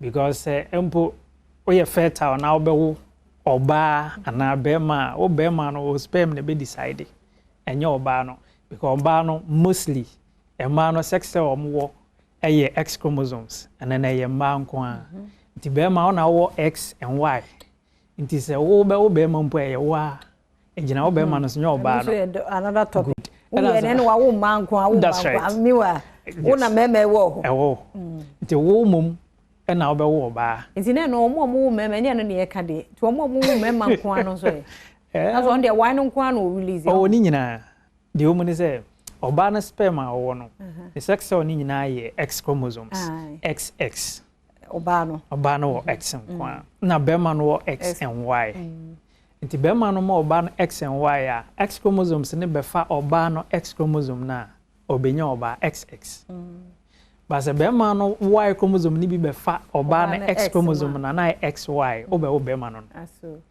And this ekoba say conditions bi wo hono mo a etimi eboa because see your oba ne ho kan ye sex. Na say o ejaculate mo oba no or the sperm ne mo oba no after 24 hours na Y chromosomes na mema ni nyina wu. But na X chromosomes na te ho. No train. And say a long life. Even from fertilization from nyinse mu nyina no. A long life. So better by 24 hours time. So on pentem. And a mema no so ho yedin. Nti say bia wa ovulating na. Because you are not ready na. Now no who can hear sex and na. The possibilities about bema are very high. Okay. Because a mema no be do because you are no ho jama no. Man dey sa atwinya. The mema no be prayer ko do. Because you are not my 24 hours time they will all die. But X man no bet me atena ho say oba na se anya asedika. On bet me atena ho for 5 days kra. Wow. No movie. The woman eta use birth control pills no. E feli no bia o oba. Feli no bia o oba because be na delay. Sa. Ene mama pono pa. Good. And you know oba wo oba o bema o ejina wo bema no so. Oba ni say. O be ni say. Good.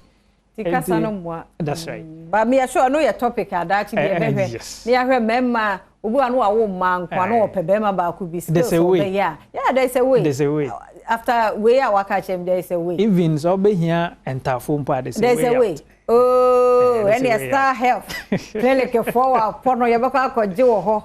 Na dey aso bi so. Ti e pentafo ba ne bema kran so so there is a way. There's a way out. And you dey male infertility so. And male infertility no ya be hu say enya oba nko na ewi die be ma wo oba wo and so oba ne bibia ye okay na still nyinsen ma ana say oba ne bibia nya okay nyense ye digina ba koso ntina say ye awo ho nsemo a mantafo do ba bajibi ntafo no de scientifically hospital bia ana say ye betimi dia ma Star Health Clinic bit media ma enter for enkoye identical twins and tainsi.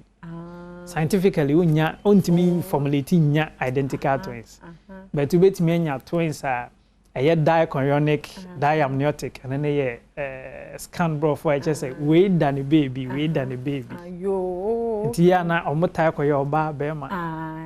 mema mienu entai nsi omo mema mienu kro mo entai nse because enye sex cell ba ko na epaye eye two na fertilize ye pajoja the ye beba no so some other time we different topic cry and you know say bema onto me hye na yere nyinsan a anase oware ache na ono hokani se nyinsan ma hye da mfa hye oba no nko a ene ono nko na ewo wo mom na be man sperm na e bia oba no problem dia that is why I had sperm na man na healthy mpo a onto me mfa wo nti hu behia anase bema no niema bi ebetimi amaye ho se bia ontumi nwo ana betimi asi wo kwan edos bebre nemom mebobo bi so ende because emema bebre na no onim se wa open emere bi enti no ono de automatically to me say no kwan obetimi a fertile ende as bema some few years to come obetimi a infertile then bema wa infertile o sperm na nkasa na ade bema oba no sperm need to me essay because o testicles na produce sperm no ya rate me ba ho mane yeye 1 2 bema betimi develop this prostate diseases ibi bema nya prostate ya we bi no wan treat ni yeye a etimi boa ebema na sperm mpo besai eno da nchen a we na ye hwe ya we side ni bi yeyi emema be 4 or 5 a omo diabetes a emu be 1 or 2 sperm ye very low yeyi emema o be hypertension bp ye very common ni awura fie bi emu abi ohoyi yi be 5 or 6 gina ho a ebinya mu 2 and 3 a omo sperm production enye proper entino ni mo bebre ni timi boa ema bema ontimi nye fertile ene say se bema o sperm na okuta as bema na o de be mo ba no ya rate me by ho ono hukani be share all right semen be ba all right but na sperm count na nkasa sperm ewom na spermatozoa na ye nkwala na nkasa no kakra bi ne wo because bema ne hukani share nne na se bema no ne husane no ba ko a semen nsuo na ye hu ne se ba no enkwala over 40 to 60 million in a womb. If you cried yet me drew by 100 million. More sperm very very high, no counting very high, no 40, 50, 60 up to 100 million spermatozoa. Unkwala 100 million. You hear about copeno of fertilizer or wife. Ni nkosi ya mo wetimi afanyi nsan. Nti akoba se sperm no count no. Semen betimi aho because there's difference between semen and sperm. Semen ho na sperm ho. Oh, okay. But ya na nkofo tai contemplate omke kabum. And is semen no any nsuo na ye hu se. Eba no. Okay. But nsuo ni mu na sperm no wo. Okay. Biba Georgia say. And the semen no betimi aho all right. But don kwala nim. That is when yebeka so obi anya oligospermia. That is the sperm no one low sperm count. And your azoospermia. I know the kwalado baku krenim. 100 million baku krenim. Baku krenim. Yeah, yakese. The oligospermia no na it means swate. But azoospermia na the onya kwala baku krew. And you know, one no can you dance so semen beba. But we knew. It is semen eba no hu say semen aba na the but you be fa call by you be hwehwem ni ade na you be hu say ankwala no ba ko kra nim the ko say be ma low sperm count and now say sperm ne bi ni semen ni mu kra be din say nyinsen be ba na dey na dey say no so dey ba apart from hypertension ni mo bebre empo obi a o tight na machines ho nkankan ye ni eta use laptops or yeseresu radiations ni nyina timi boa ma sperm production is very poor. Okay. And then one more tied if mobile phones say on bottom. Eh, back pocket na say ya. Say what the show back I didn't say be ben or testicle. I say for the past 30 to 50 years in a low sperm count I have very high. And it is based on the use of mobile phones, laptops, internet, and a whole lot. tetefo no me share the nisa problem no because oluman no ware akwala ketwa one no be won so but na branti odi be 30 years na awo ho ade ama no because now no era na iwo mu when things we are exposed to no bebre na aboa e ma ye sperm no e be ye inactive in a way and as a production no e be very poor and the say bema aside say naturally and as a niema bi a wo de ben wo te say phone e computer na sa niema na betimi aboa ama sperm count akofom no wo ye bema no so no yo niema bebre wo a wo ankasa utimi ye ma asan boa ema sperm no ebe drop kra ama ni ko low kra a mema ni bi enhye da nya we anasa o tension enhye da eni so kra because bema de obe expect say ono ho kan be hia bribia and mo be hia no ohu ne say utimi ne gin hia mu che enti no ohu ne say oh okay but ideally ni ebekom no na ne ma bebre ho no mo a enkoye on your side ba jawaja say enkoye on ti say bribia no nyinsan ma eya na ho behia say be ma no anase oba no be so be ma ne sa na be ma no be so oba ne sa na mo nyina mo mra ye nka say we na yawe na we ye hu problem na ye fixe ma mu wi a anyinsan ne be ba nya fe ni ye be chem say we yare ye hu problem na we fix it and that's all nyinsan ne be tumi aba easily the fact say otimi no ho kan ni di nhye mu nkyere say bibia ye okay say obetimi ahye ne nyinsan ti ye hye na society pa male infertility hu komo na ye di anopai dog abobo no ye maso so hwe na woto musini wo ho ba bia ye encourage no fast mobile phones no de no an ye de nam ye laptops no an ye de nam ba wo use no more de hye ba bia ni kwan say sie no na affect no ene de we don't pay attention and say de ne ko no sperm na semen ne de beba na so bia na hwe ni yes nti mo mianya careful mobile phone fan hye pocket na ni mu ho ko hwe anu ho be affect laptop so the to him. That is when good. That is when checkups who here. Go on to me nkasa onyare. Sa. On to me nkasa o de onyare. O any pa check so na anwodi wo ma. I was all tired checkups. And no na be boa. Because o phone ye dan ada ba ko de be show beto. Nya ada ba ko. Dan our laptop. You see na so ni use. Sa. Enti ya di nkomo ye me say mema no de ye hunu ye hawo no ti ye be so.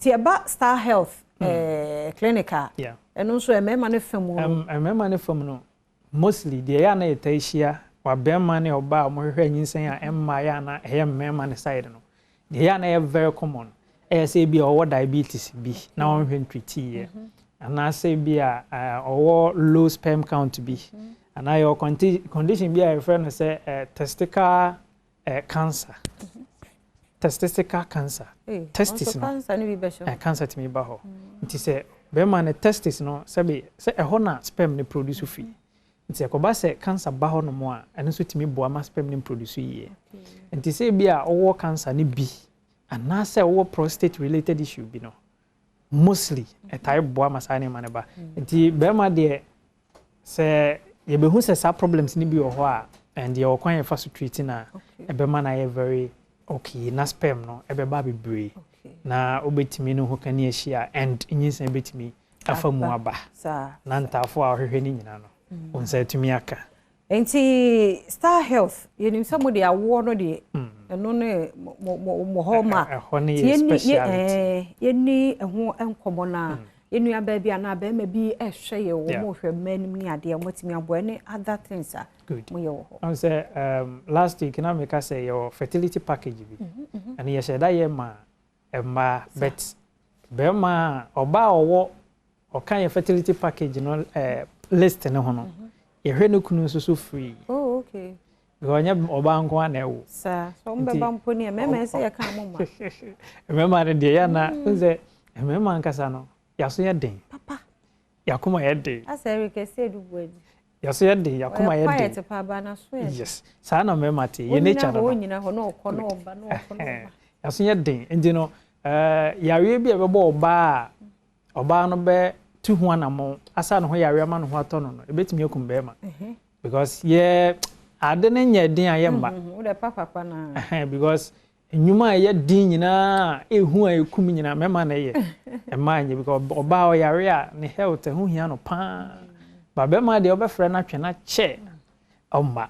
Nti say ya de say mema no di ma na chi aba nke beboa because in fertility package no ema na ye hwe wo mo for awo anase bia wo de woni problem bia wo keke nemba ana bia na awo de no problem bi wo mu nkosua no problem bi ye hwe no nyina no de ama no qualify me hwe okunu nso so ka ho wabra bia no wo lose sperm count bi ana so wo problem bi a asi awo no kwan eba na sa ono ansan betues ka fofo ye hwe ono nso so de na ka ho bi enje no ehu behia se ema ni nyina be try na wo de na ba try na fa no bra se problem bi ani ho dia fine ye betimi agade because bebre na so kra no ya no mu ni problem but as to the peak time omo be have sex wa bra omo hwehwe ba no they don't do it at that time nti omo ye no afterwards eba na sa nyinsan na be den se e betimi aba because e besi akire nti eba na sa ye nya result na ya na omo ehwehwe no nti se bebi a wo bia de ehu behia se obeben Star Health Clinic because your kwan fa so treat awo mu yawe ne nyinsan ma ne oba wo de bema ne memma sem ne sa ne mani nyina no your kwan fa so treat because the honey ye specialized in ye jebre hwe ne yi e ma otimi nya result no na ya de say this Saturday ye be ye no 17th ye ye beba Kumasi Kumasi Tech hono mo a ye beba be ye screening bebre ho nti wa obe pese enka ba ye nchen na ontumi mai because Kumasi for free pa nti ye be am Saturday ye be e wo Tech hono mo a nti from anopa to enwumre be 4-5 there ye be Kumasi Tech hono na Tech na he pote Tech wa odu Tech wa on free like Tech do Tech wa Tech school oh hey school Tech school okay I do Tech school hono on wo wemu ho no Saturday ye ko ma hwe be na direct no be bia wo na waba na hwe no Saturday we free screening screening na free screening okay nti ye behwe kofo be ba nyina that day no e wo Tech on scans nyina ye betwa e wo ho ne ade checkups be na no ye be ye ho nti se na obe pese obe ba ye nchen bet kwan no wa obetimi hia ye ho no na yetimi abehwe na problem bi ye ho no ye treat e dia ma Mienfa dog number nto ho 0249200555 0249200555 infertility male and female ye do hun komo be brain de kire wadwen question e bia na mamusa ofre dog obeyi ano de amount say fibroid pan so dia ofre Dr. 0249200555 555 near 3 that's right 0249200555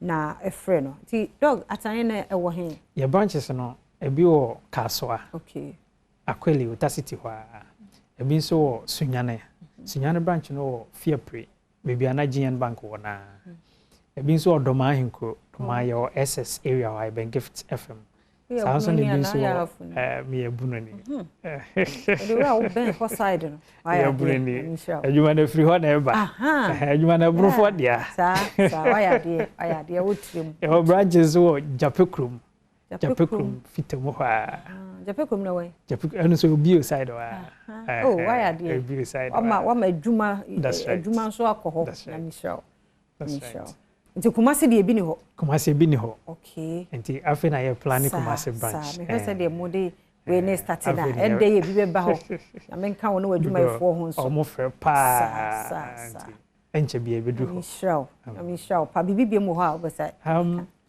say check up na ho behia say ye betufo say oba o be ma o na ye kan say ye expert wa wo de ne awo ho nsem no enya no nko na ye hwe yare ahodo ni nyina enti no say hospital good enti yare bia wo de obewo no fabra because ye ne facility ado yare ne ba ni ntimi hwe wa ye ka chew say we de ntimi mboa okay because e twantro chew now chena ye ntimi san twantro en kan no kwa say twantro enti oba ni ntimi mboa wa ye nji kra na ya hwe kra enti no yare bi ha no obetimi dia Basta Health Clinic na yetimi ahwe aboa na wade ho na some treatment bi a eno so yes special treatment a eno so ye wo ho se oba anase peni asabi odwun so kete so okay ye bi mo problem bet ne kan ye den ya no mo de hyenkura me de e kan ho biom ye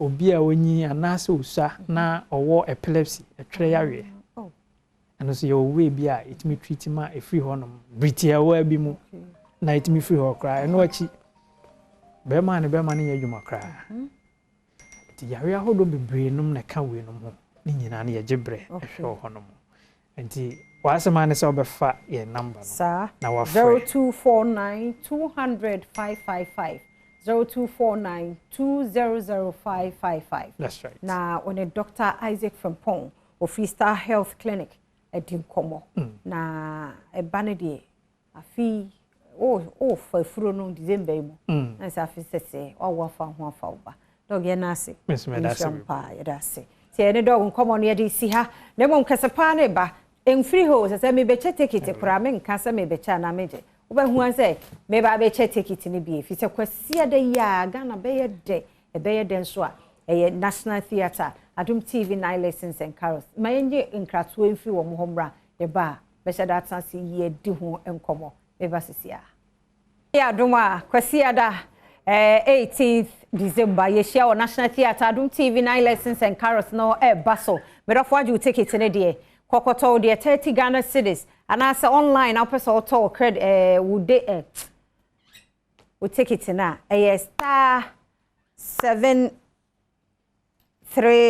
ya na DF means we need PK bebo me ha ye enti wo call yoba Adom FM ha na se multimedia ha Joy FM ha kokomlemle a ubenya ebi ato 30 cedis and as bacho na total so ubenya bi ato ewo ho na afei akọ ede ama na me ba be che me ticket me enu bia no pon se ye che bi ti aka me enu bi me che o man so be ba on so ba be che bi nti de na maka cho se enyi afidie no free ahase nti ma me hwe online de no so na mefa emon online ticket no so star 713 star 003 hash star 713 star 003 hash now so they talk credit no wo ticket no wo online nti wo hia se obe drive ya ba to wo online na me yadoma 7 pm na ya shase o en sifie en free 7 ya shase nti ma me fa 2 colleagues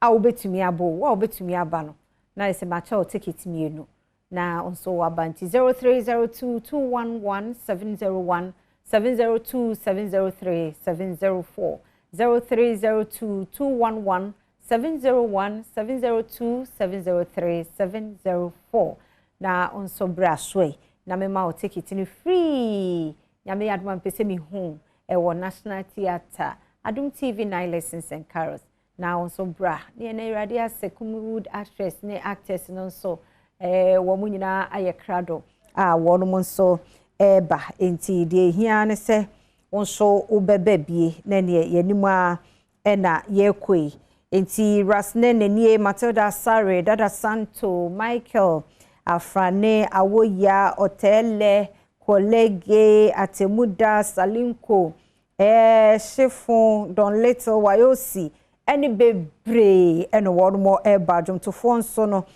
creamy so winners MOG Kia Atre Memorial Youth Choir omunyine ba inti lessons ne de mo ba ko na nwum so na mu saa ne yagie ne wi na fe Yesu sini ne so won aba take ne so nyame ya adoma National Theatre hokra ko sesi anso a ubenya bi ato ho ukọ National Theatre ubenya bi ewo ho na multimedia ba Joy FM hanso a ubenya bi bacho na total so ko ho a ubenya bi 30 cedis online there no yes star 713 star 003 hash na so unso de ato o ticket no ewo ho yima wa homa no so yima official pa yima pa choti enka ya mo official pa ya da so afre no pay atin kon antino asi sie na bibia koye amen afre fi hia no pay stress free ba ya me ya admo abetimi abakwasi ada ne de mpacho metimi any o ticket na you ready pa udi ni nyina de say fama me sound engineer na oba waba beje why nyami sure be hwe wanim e da CP enti aka 1 enti why ne me lucky person no bra na so beje odi na kwasiada 7 p.m. near Shasie yen share wo National Theatre Adom TV 9 lessons and carols na ma was so na no pay yamu official pa emwache atem combatty and fierce afisa say na nkwa hoden wo ho no mehu na ma one on one na je say sa na free hia no pay na mpacho me free obuase enti wona nkwa so ba na Batwam. Enti weba. Oh, meba. Enti enya memba ka me frɛ. Sa mo nyamisha ododo, nyamisha pa. Enti ya fa odi ni nyina ama na wo ba. Wo de amadada mo. Enti wana wo expect no actress yi. Me expect Christiana Wuni. Christiana Wuni ubehu no dodo. Ubehu no dodo. Na me expect no ba. Mo nyame ya aduma ubehu no. Ani atwetan. Atwetan enye easy. Nyame hia na ebe hia nyame ya aduma ebe hia wo ho. Yada se ti. Ai aseda wo nyame ho. Yada se aha na brama so na me de na sa. Yo. Nyame hia. Viakuye. Nyame hia. Nyame ya aduma ebe hia kwasiada. Yo nyame ho so ebre no so a onfa medu asumdiem. Yada se. Pa bye. St Andrew Senior High School yada mo ase. Samosoya Sene Kelke toothpaste, Kidney Mini syrup, asida ya modia Piwak Natural Health. Womwe dro 3P garlic mixture no yenhia na nke be de ni numbi na ahode mra wo immune system no mu sebe ya yade bia bemu a ebedi ni so enkunim. Yade obia seme nanano medamo ase papa na na drop na man na Grace na na tiwa dwaben. Ai na na so ya chia mechia na nafo ni nyina asida ya modia memre wan me nkokora. Omo hwe medodo nyame hira mu nyina baako meko omo ahene kwabna sante aikado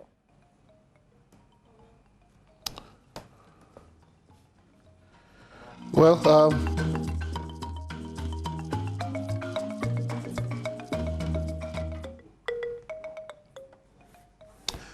yasa be da mu nyina wase etwa komano so anse be da fiama nko atama klo asese ono so de baba ene die na yenso etwa so anti no nkoro pepepe peje mu Pense mu bre na aso no mamenka o se de dika yi waso chire se me aduma kwasi da we National Theatre 7 p.m. ya shase nya sa afini ye be shase 7 p.m. ya shase ti shane so se Adom TV Festival of 9 lessons and a carol yeah they bro 18th of December on National Theatre 7 p.m. near shase shane so opeso to ticket ne bia okọ Bachona Total na asaba multimedia Joy FM front desk obenya bia to person otena fie otena office auto taxi or choba na restaurant na ultimate online so star 713 star 00 hash now for select one now for edit so no ultimate ato in your comfort and obebo 30 Ghana cedi share so 30 Ghana cedi no ultimate akọ no akọhwe I'll be there minuanum dodo na so mo ka Adom brands no a unhu mo da no obehu mo de ohunu so da no obehu sampa onene be carbon etime di bronya ne ye na afin ajontofo MOG ne wono ka ka onyina so wono eba obehu eye yenuanum so mo don kuma eye acting cool no omo so ba abaye sini so kokra e de actually so it's a whole package as I say oba na so behwe the echo na jebre na home na sre na suade so efrimti Adom TV Festival of 9 lessons and carols no ana they brought kwasi other way and you may know super pepe na ye shasia and it's a National Theatre asem make eho ana ebedi se adwuma no 30 Ghana cedi ye kwa edi muso a meka obi muso say on the 30th and 31st of December ewo afo ye homecoming summit no festival no the 30th, 31st December and the 1st of January. Sharing so say obetimi am share ho. You could see fi ama bibia ti makokama e dia mai nti afo ade hye nyina mo akwantuo mu achichiri benche nyina no mo me amra fi na nsisi fi nto adwene nti wo hwe package na Mr. Hafwom your business summit no ehon ye be share didi enkomo ebetime improve ekru ne so ya build the capacity yesa obi ebetu mrika ba be si akan honom live band session so enuane aye no wo nkru ni potem so e de achicha ya adoye eno achi nso kwa no adwabo kese a eno otikoko no otumfo and his excellency the president of the land ebe ba ase abehye ni munyam akeka nsem ne abonkomo no ni nyina ka 3-day homecoming festival a yede ebro ewo afu no yebeda nanano mase omaso mu yi pa na ada House of Chiefs president and then a team ni nyina yamfo hene na aba bechem ni go so abeda omaso kwanso nkoso ahema nyina chinswa Kenya say number 1 and 2 mu nyina we are proud of you ahema nyina nanano mu nyina edamase kwanso nkoso our members of parliament we are so grateful and after yeda a council of state a rep nana baswa national organizer a King's Cottage stroke Bechem United chief executive a Dr. Agama also yeah dawase after ina nkemfuano under the auspices and able leadership of George Boache for regional minister supported by a formidable team of MPs your wisdom port Collins Dauda a potential presidential candidate Eric Opoku era Bobie era Bano era Benjamin and almighty Frida Prempe omunyina tai regional minister for Echia Viakoso adembo budina me ma me no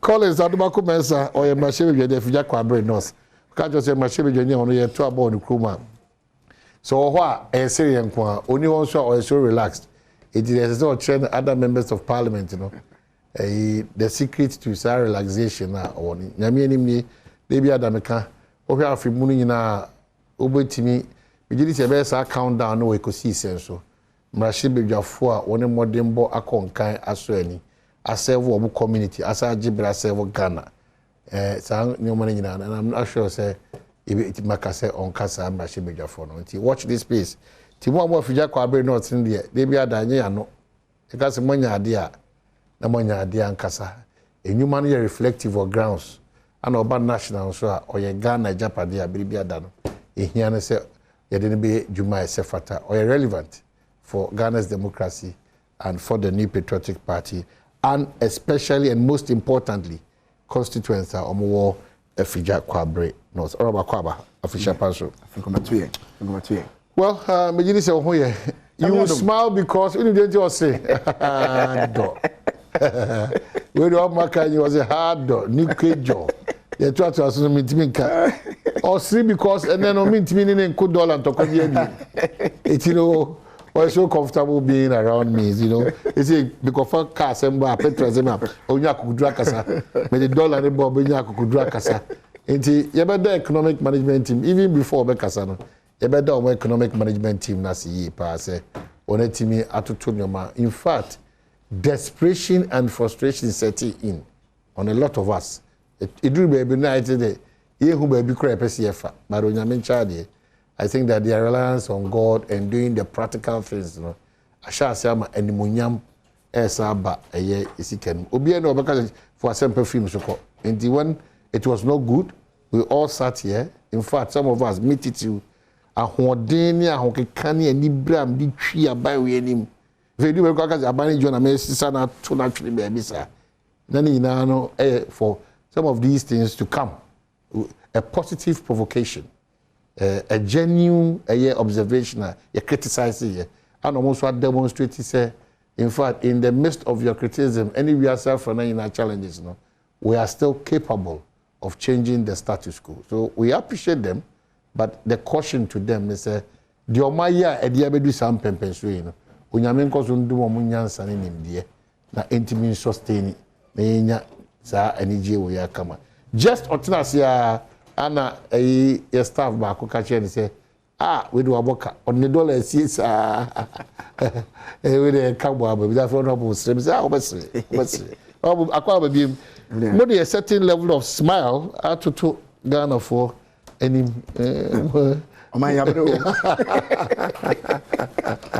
For the past 2 to 3 months, we're governing communicator.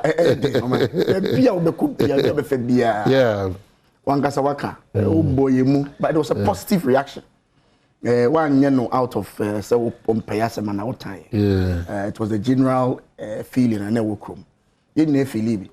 My car, I'm feeling with about 1,300, I say. Last month, 2,000 to 3,000. And now I'm calling now. I'm told, say, the next window, no cry, the form more. Okay. It's a good sign, you know. The BBS, especially the economic management team, the finance ministry,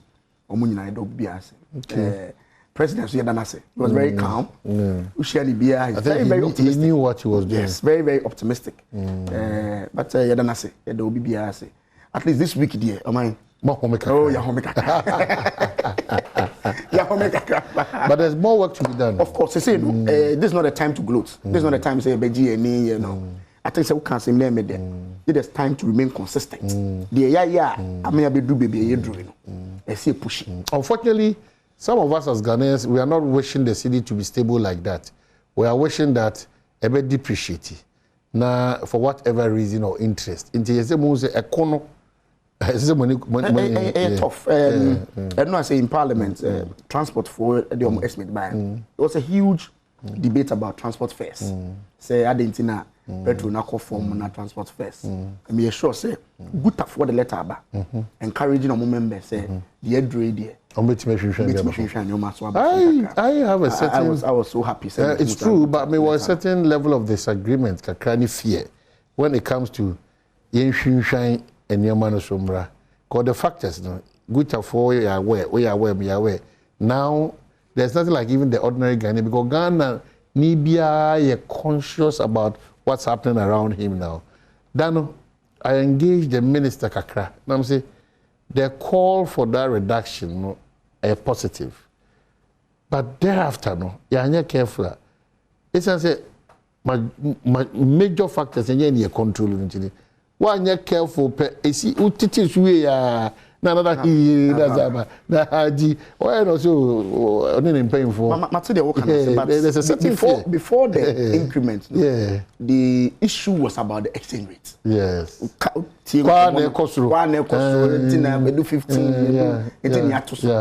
The expectation is 15.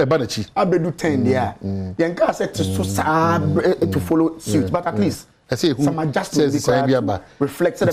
But to say. And one yellow gallon here and 5 record. 1,050. At least a band of 700. No, at least. Real. Real. Fortunately, a full of one idea. Essence really a very key component of it. It won't say for the past 2 windows, no, they keep coming down. Matter say better from next week. Okay, so you did Ghana and come away for a purpose. As they about real political talk. Nipa just this conversation. Say, so your man in Kawasa said, Pijamu Ba, there are foreign TV in Kasabium, and which one is which? 0302 211 701 equity 4. 0302 211 701 equity 4. Now, even about year more yet, so I'm paying now, I think 4 years back, the president said that you patronize local rice. That very year, no, local rice, no, a short 2 year. Yeah. Generate a certain interest or a more equiform. But I just drove through town, we judge now some of the spots. Still, you taste for foreign rice, you know. Oh man, yeah. And I don't think maybe me went free. It's a gradual process because I've been here for a very long time. You know, changing taste will take some time. But it's a good call, say, you can say some momentum now. Last year, the shame, you can see continue that momentum. But at a point in time, they died down. Because for me, for sure, Emma, your hotels do now started buying the local rice. That's true. That's true. Yeah. You know, it's a good call. Yeah. I think it's a buying at Wasso. Yes, I did know. Media for you took it upon yourself. Seriously. One can say special city. They were all over the place about it. It's a way from. And one of the measures for Bank of Ghana, they are said they are not giving forex to for rice production, importation. Importation. Yes. No, a pussy local production. No. Yeah. Said now we a businessman. You need to invest there. Yeah. Because the pen may come and say, no one will be the bob of mine obra. See, BBA, because we're the frame on here, but then we should not even think of this.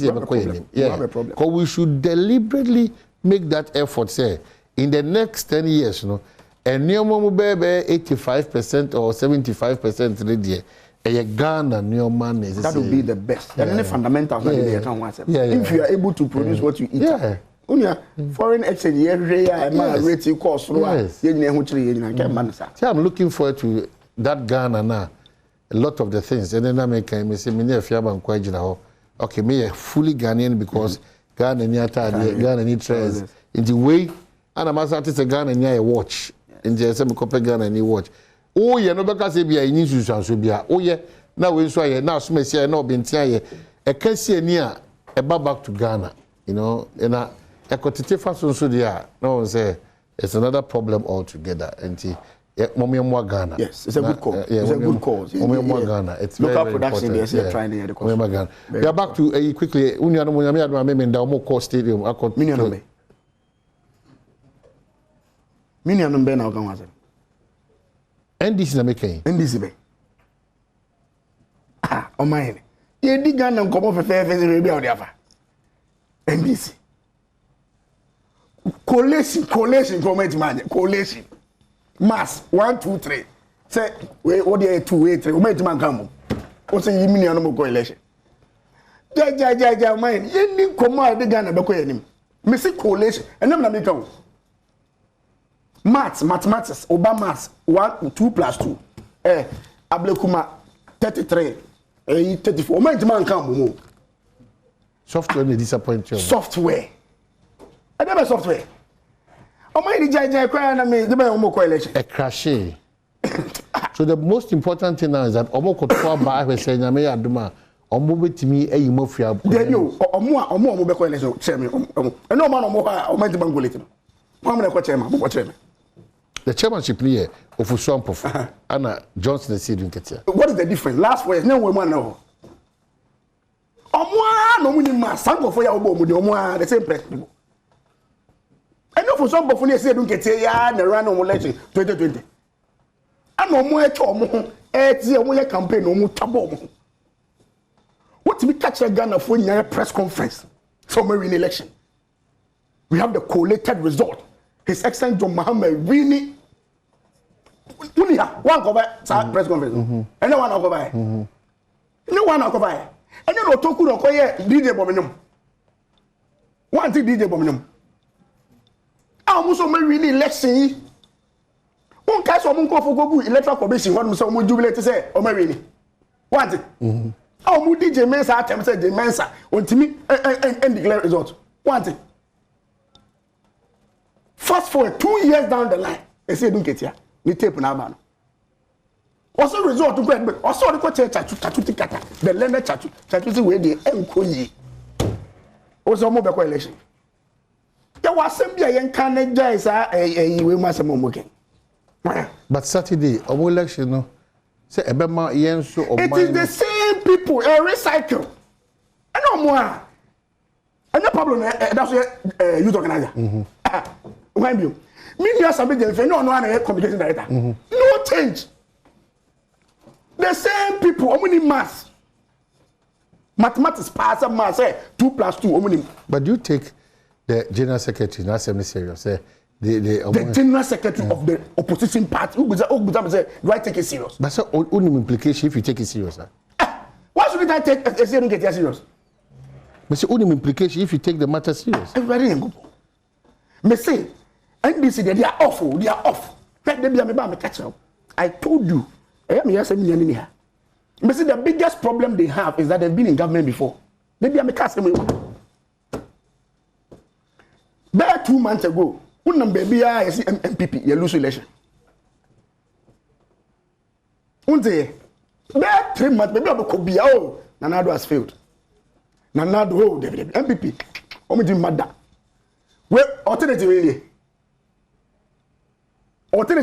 end this form of the working. Oh my God! Me say up to now, Esedun Nketiah has confirmed. Say they cannot even collate results.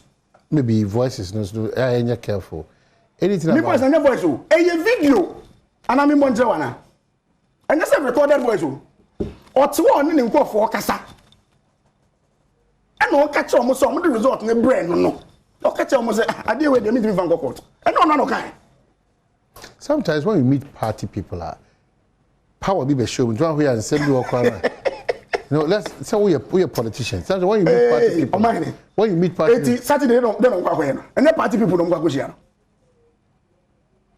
And you say do Nketiah catch and say, I was so they decided to go and a chairman won't go. Eh? And you Victor Smith ne catch and no yeah, say his excellent John Mahama. I catch and say do Nketiah so no. Eh? We pay your face excellence, full respect. In conform your new co-election. What's about Kunyai? Let us also support back on. You have shown your preference. But for the sake of the party, no woman. Oh! Listen, me no. Me bibia ne ma ho kwan. Me no. Amanyo se munye bibia ne ma ho. Me se me no me no ye contest. Na ye papa friend say jai. Na why no support? Onim susanso e betim dia bre party. Na chese o papa support me. Dabi onim susanso e betim dia bre party. Anu wan kan chese me na me nyai. Na wo de o se wo na jai na me me te ho dada. What what into se me nyai. If so wo so di mu. Ba wo susanso. It was me nyai to support you. Susanso e betim dia bre party. Oh, person wo to aso. He has shown his preference. And the course a Saturday Pablo with the yenim. Yengu de kosi. Then of course Pablo na windi na course. You have certain executives. Ye MPP a time by. And to see your party. Hey, baby. Nanadu is a weak leader. He's the worst we have seen. He cannot even bring his party together. Mr. Muhammad, he has brought his party together. He has brought the party together. Omukute niya omoburu omo Cape Coast well, to date, Brother Jennifer no tell sempa. What's the result going into? And I want it. Sitting national executives, obi a only executive. Now your campaign Tiana Tiana. How is Sami Jennifer going to work with Pablo now? Tell me.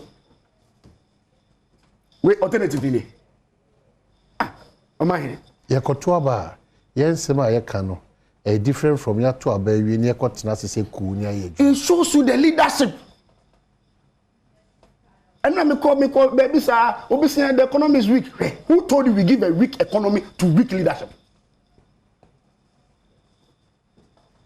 Who told you we take weak economy and give it to a weak leadership to manage? When the economy is weak, you need strong leadership. Just as Nanado has shown. In inflation, interest rate never ever form. Oh, guys, are going to yes, I'm from Ghana and Sankoma is Esedun Nketiah. Can you imagine say Esedun Nketiah has won the election on Saturday? He's going to be the leader, the chairman of the NDC, and per their constitution, the leader of the party. Obi of flip-flopping. You really, oh, you better court. I've heard you see him go court. He is going to be the leader of the party. He's going to go to cabinet. Omahin, yenya bre, yenya bre papa. Baby, I hear course is here. Yenya bre. See. And I'm not making asem when you're not making. And your one no more trouble, and no more record your moon on the bread. And the so now it is clear, Sekotomukoen, a group nobody because they knew from day one, said they had lost the election. It's wouldn't say well lose. What's now court for echo disturb will be a. Why did they go to court? In the first, why did they go to court? Why? Na omujidi ni say abana MPP SCS omodi nkumu no. Enye no kure. Did they be no as announced quite clear. Say they knew they had lost. Did they be any baby ah? Enye na make am. A general secretary na kan. Also go for as a university for me and o calculation. Any PSC na to me any PSC. Na me nim class maths, only maths ba ko say cry any PSC mathematics. Any PSC. Any makwaba. Went man ka trapum off, went man ka. Me man akwaba nti me man. Come na me ka che no. O ma he yabre o be 2 months me yabre. Akwaba. Yeah. Ahaboko na mama yenkomo na sasesa at once or my Ghana because never be able to jam this away aware that I bet kata more betonus, and that's my pain because a party to say NDC ever to a bar a paying for a deal more say 2024 couldn't debate my omodia. Nyaman kitin kitibi abe sanka mama and kuyi. What's happening in the party now? My man now was na men fa kwenye sunchia. Ahef. Na men chia honorable colleagues. Ye share eche. Ndukwe. Na Yankopon ya adoma fida ebe ye ya homboa na memeda ya kwa akoto abaku ye mpanyimfo a oba be di party nanim at the national level. Obehwemu a yefi ase fi branch yewi na sumdwemu ye call constituencies yewi na sumdwemu ye call regional and our regions yewi na sumdwemu ye fe na edu national yewi na fi aka kese ba ko a de be that will be the president flag bearer MPs wo yeah, the primaries MPs and then the flag bearer that's true but that's it enti eno na yegusa ye ho ahoboa na yakọ na now can say be say bibia be kata so see twitwiri ni mu nkomodi bi twitwiri bi ama nkomodi bi ama the normal politicking about to do so over things am ahoro bebre because obi a person kan asem a ebe manfo aka so ampa ebia ona obetima ye dwuma na sen ne awo ho no nti obi a betima kan asem bebre ebi wo ho a no kware ebi wo ho nso a na ye bosire mu kan ya menya ya nka me na me koka asem bi we bisa say den tina me kan den ni me nyina so ma me kan asem bi aye nti bi sam say den panti na me obi koka asa na me obi yes ya na say na opese me ko nipa ko na dream ko say den na course I know the mean to me so betimi aboy because owo obinfo pa ne party munim therefore to say resi edunketia na ade abesanka e magana ebotoye akohia edi nkomo na ne nkomodie mu no otimi ka say party NDC ye kokot ni eni hwe de kokot ye lawyer mpoka kire ye say sa we na mode kodia adansi we de agiegu nti ya nkokot no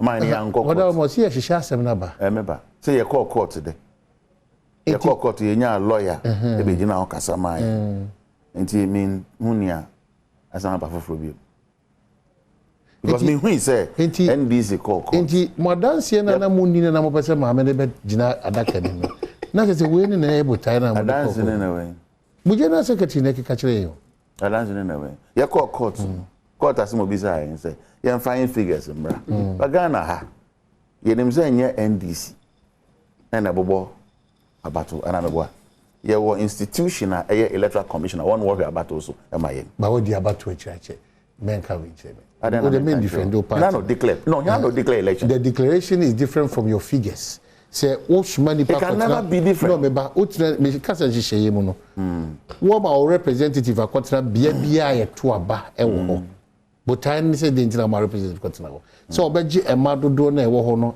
party na nya onidi mu no na mo wi amakeka si ani ahwe say sempo the electoral commission for eka no and asesa bia we no the beto abonten regional no there be nchinu akakra de e wo ho na party ni wi a omabobu omo ankasa obo figures no declare about to be akosu bia no party when you enter e asema aye won no no ma me nchira wade ba to bo ase okokota lawyer bia wo ne strategy e wo ho lawyer bia wo kan obefa ntina asem ba ko lawyer fu be no ba ku gina obi ehun se no si hu asem ne fa obi a wo kwan ofa so be so de kan asem e wo ho nti court ko no nyese bia eye template iye na so ikra so koka de be nyesa na tin na se oti asesa dia be bo so oti asesa dia ene ye wie nkomo ncheze there was absolutely no need for NDC in paying for to tag a judge for and say omo for kwatikwan say omo ma ye ma me ni begina da kem yeah na mo sa to yeah because they okay there but the template you say the template nti nobody bem ade chi na di for exactly so what you say and then on shisha de ko na bia court nyintu media mbaji atum sa eno ne ma court nya abusuefo no there be obi an can say court bi ayo abusuefo here but court shisha no metimi aye demand metimi aye request so what you say and grant say demand na request na area den 90 nyina no ba ko fa kwa na koko wie e ma top was the wo person o kase wo person yanka court no masema yetimi nko feeling nfim baby ko aha court no obehwa proceedings ashase no yeah request during the interrogatory ebisa ma me na asem court so twen na oba adaka mu a ni wa bisa na sa asem enya chehye enya ntiase na edu adaka mu na ma ne mra na me misa na asem wo se court chehye wo oh na ma yiwa chehye wo ha na court ma me bo she me bo say adi to bo ase say ye kase ya o to bo ase o de twen mema wakasa enya chehye be na wa ye nti edu so na mama nkasa ase ne apese osisi so gina mra so de kasa ase be kire na ne no nga gina mra so ne no nga gina mra so mu de nti otusu se wo so wa dance bra me here me request say ma me ne nyi sa se o jetum se sa na course ni court se twen ne no bra obe ansa sa ansem ne enti me pese me hu se no twan ansa o de pese me se edu ho a oba adaka mu a wo bi sa wonsem no edu bra so gina adaka mu a wo se wo ma me misa wo ma ne me gina adaka ne me pese me asane den yemfa sa nkomo na abeto abonchi ni general secretary let's say fan hook like and sinker enti me yemfa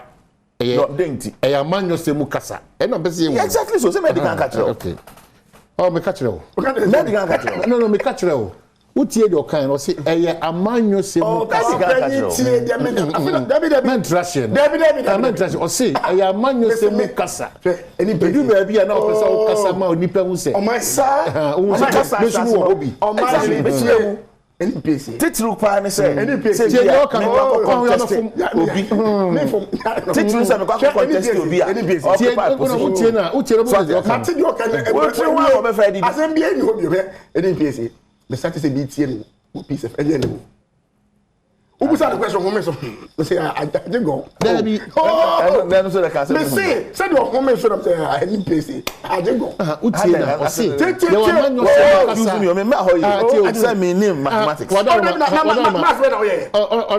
accuse me but me how you me abo trust me wadama no kware say o say e bedu amanyo sema enipa timi keka nsem bi de hoaho mo ho a enye ni nyina na e dokore enti de edu keta kan na e ntro yes ko bisa na wo me atem na wo me o say adenti na say e fa nsem keta asem o ka ye no de hoaho no keke e ntro sana ba so tere na enne o piesie ti ase e electoral commission e declare result me wa of course patcho that's said you can me patcho ye to abawie 7 no press conference o mo ye so mo wi no result be no mo ye so mo wi you declare no you fan declare election that's what I said that's what you fan declare what bini mu no mo to ma bomb wa because they were polling station there yo na tese madwini mu no mu agent na bremo result all over now me ba say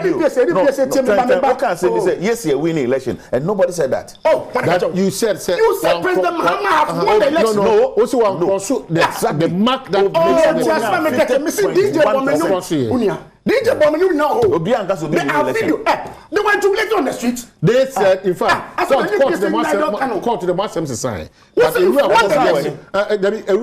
official court assembly press conference no assembly necessary me ameka o me dem na press conference to say his excellent Mama has won the election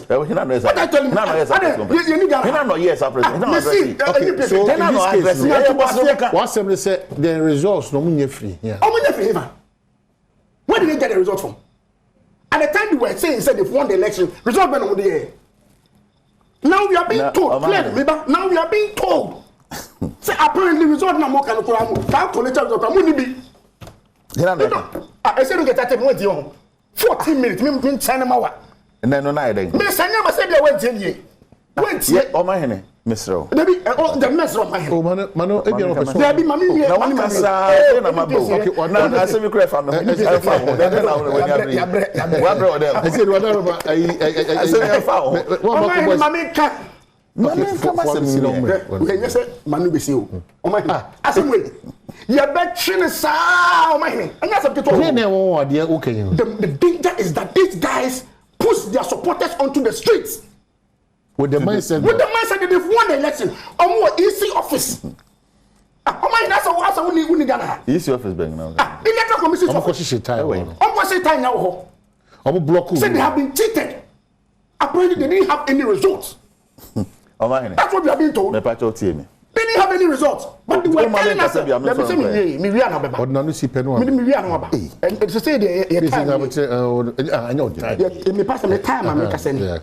Yeah, Magana. Ding na ye name. Say and two percent say we are na bro. And yes sir, it's because we want to come back to power. We have an opportunity. That is why we have to interrogate your leadership. If this is the kind of leadership we see alternative there, then we are dead. Oh, that is why we have to interrogate you. Come on, what's the economy now? What's the economy now? At that time, what were you telling us? At the time, Musi Nadu is weak. At the time, Musi Nadu was a good leader. We have to interrogate you. PSA. If this is the kind of leadership we are exhibiting here, we have to interrogate you. On this note, you know, What was it? We still come back to the economy. Menfa. What's the winning election? Winning results. What's the winning election? Menfa komono a koso no. I was about 12 first to name Komobia koso. A seeding catcher. Menfa because me cameraman yo dry. Any camera woman. Omuna interested in what the NDC does. Absolutely. We a potential government in yes. And he be able to touch you.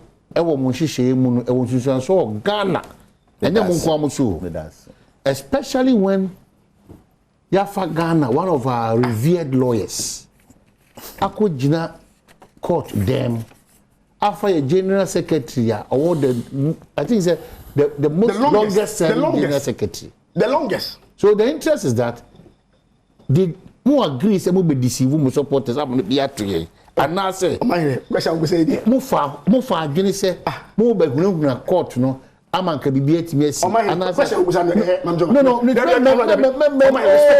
What's Mufa this one be deceiving Ghana? Oh yeah, say deceiving Ghana for. Oh yeah, say. They have already deceived Ghana. Oh yeah, say. Oh one chere wo wetin dia man. Nti ase e dis anchire. Any result was we win election. What that man? So 7-0. Na nka mo do ko na nka mo na 7-0 they can still disagree and they almost right.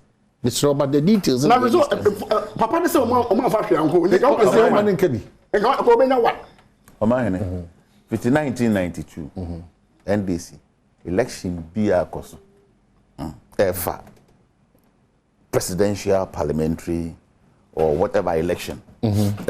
Political parties na ye no. Ye dey hu hwe mu bi, ya participate. Enti NDC is a small political party. I will be betting me I can say party any agent our polling station be. Polling station be our agent. If we are coalition center be our agent or represent a party no. E be ania e be catch kakra ne say results be our perfect baby. So what I say within a stipulated time on sent me anka me reporting our president council results on sent me anka eno tibisi e wo ho o se bo ha ba bia results no be fi aba no nia wo de be communication kura mobile phone enye adwuma wo ho enti enya de a e hu sase e be ka so bia at a particular time na NDC san kan na results nyina nwie ye enya de be see da esi okay enu achi no political party no ye election directorate meboa ye one director prepring ayura office free ankra ono hwe abato no so me nim se sankomo ye bai monya bre ebisa ne se nia ebia ye general secretary akani na wadwen wo ho den mo ebisa tina me ka kiro se NDC party no eso ye wo nubedi ahro wa ye de mo bia e wo election mo enti sa obi pe position bi ana o aspire obekwa occupy position bi no ye ne campaign no obetimi aka asem bi na mo ne hwehwe mo na be pa fa ba so asam na nipa ne kan no e ya mpa ana enya mpa tina me ka so den tina se ye fa ne de no kan no hook line and sinker enti bia no kan oka ama manfo ehun say oh said the enyini na na Akufo-Addo one ne ya party fukoshia okoka all die be die actually oba be kirem say na ono no susu say adwen o de kan ne enye ne amanfo te ne party fo ene owuro safuma fukoshia okasa tia eku bi Ghana ha tribe bi ekire nsem bi mu oba abonto be kirem so da bi adwen a me de kan ne enye ne bi a mo kirem ko no esida enti me hu na nti amprempren sa asama beto gwa yi asama yes ye nti bi da wo wi asra be bi ada me hu ne ye twa kwakọ wie ye call court no ye de ensam koi nsam ye de call court no se na ne pese ye kan ensam fine no ye ko kan ye wie no court buai outcome e ba mu obi ya agya atom ya ko enim how many years ni be en fie bi en abesenko no obi ya ne campaign wa ko kan asama eno na ese kupai space and intimi Congress. Would you say worrying the comments? No, I don't see it as worrying. Me who is agra. Me the name who say at Tanzania youth organizer election. Obekaya. Sir, Ura Pablo Betna oka nensem. Enra Ura Bruja Jenfi. Ono so nya kwan oka nensem. Na ni nyina asia. E wo ba bi obi agina ka nensem. But is that the kind of thing you want us to practice? You encourage them? No, I don't encourage that. So what I say, me in Kasebia can some I won't mean yet, and now can some I won't say that. Me encouraging that there be a casa for bang your tissue, Kwan of Faso Kasai, the near my what down on your Kakuya, your how more man. But an individual, oh, any campaign on it, party supporters say she had no canon. Me who say no override ni ayako court akoya ya establish akọ court mrem me so dem za ni ekwa Supreme Court no abaye president do you personally believe say Nana will win the 2020 elections? I don't because ni ekwa court so this is the reason why as you first hearing contest very thank you enti freno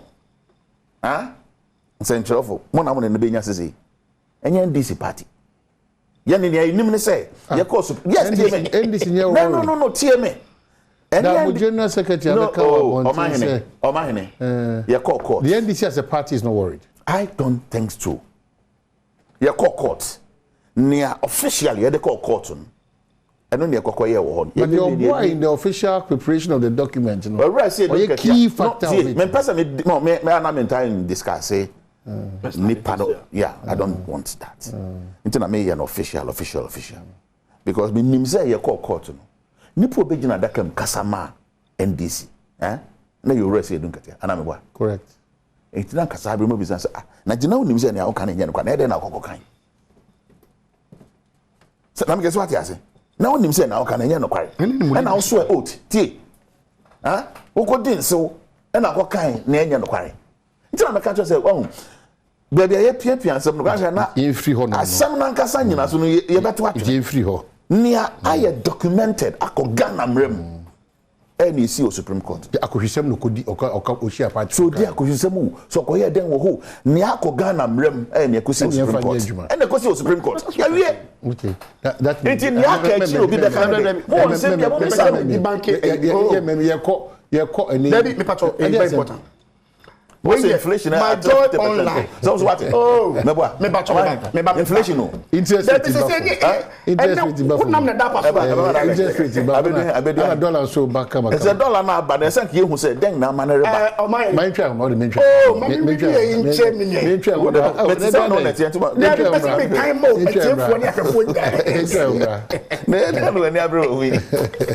Okay, so yeah, Saba Solomon Sasumensa oh man happy birthday encore emfa emma so na me mama bi also Kumasi Patasi Depot otunto e morning issue ma fache modina mrefi happy birthday encore emfa ma Steven Kwasi Esubonten so o dua nkwanta assembly also happy birthday if I got there be also the machia birthday also should be yewo nimnya for Collins Adobako Mensa okwa afija kwa break no sa ono honum sanso na Bernard MPC National Communications Team member at the NDC yen come on ba na we ya nesa I'm sure say Bernard Saturday dey hear me ma area Collins nya for shara bebo bongum sa enti Saturday dia na nhye dey say no nkro ne wo na ma sha enti abato no enhye so ba hwe bi kwese da na ewie me da say so am say akwanye so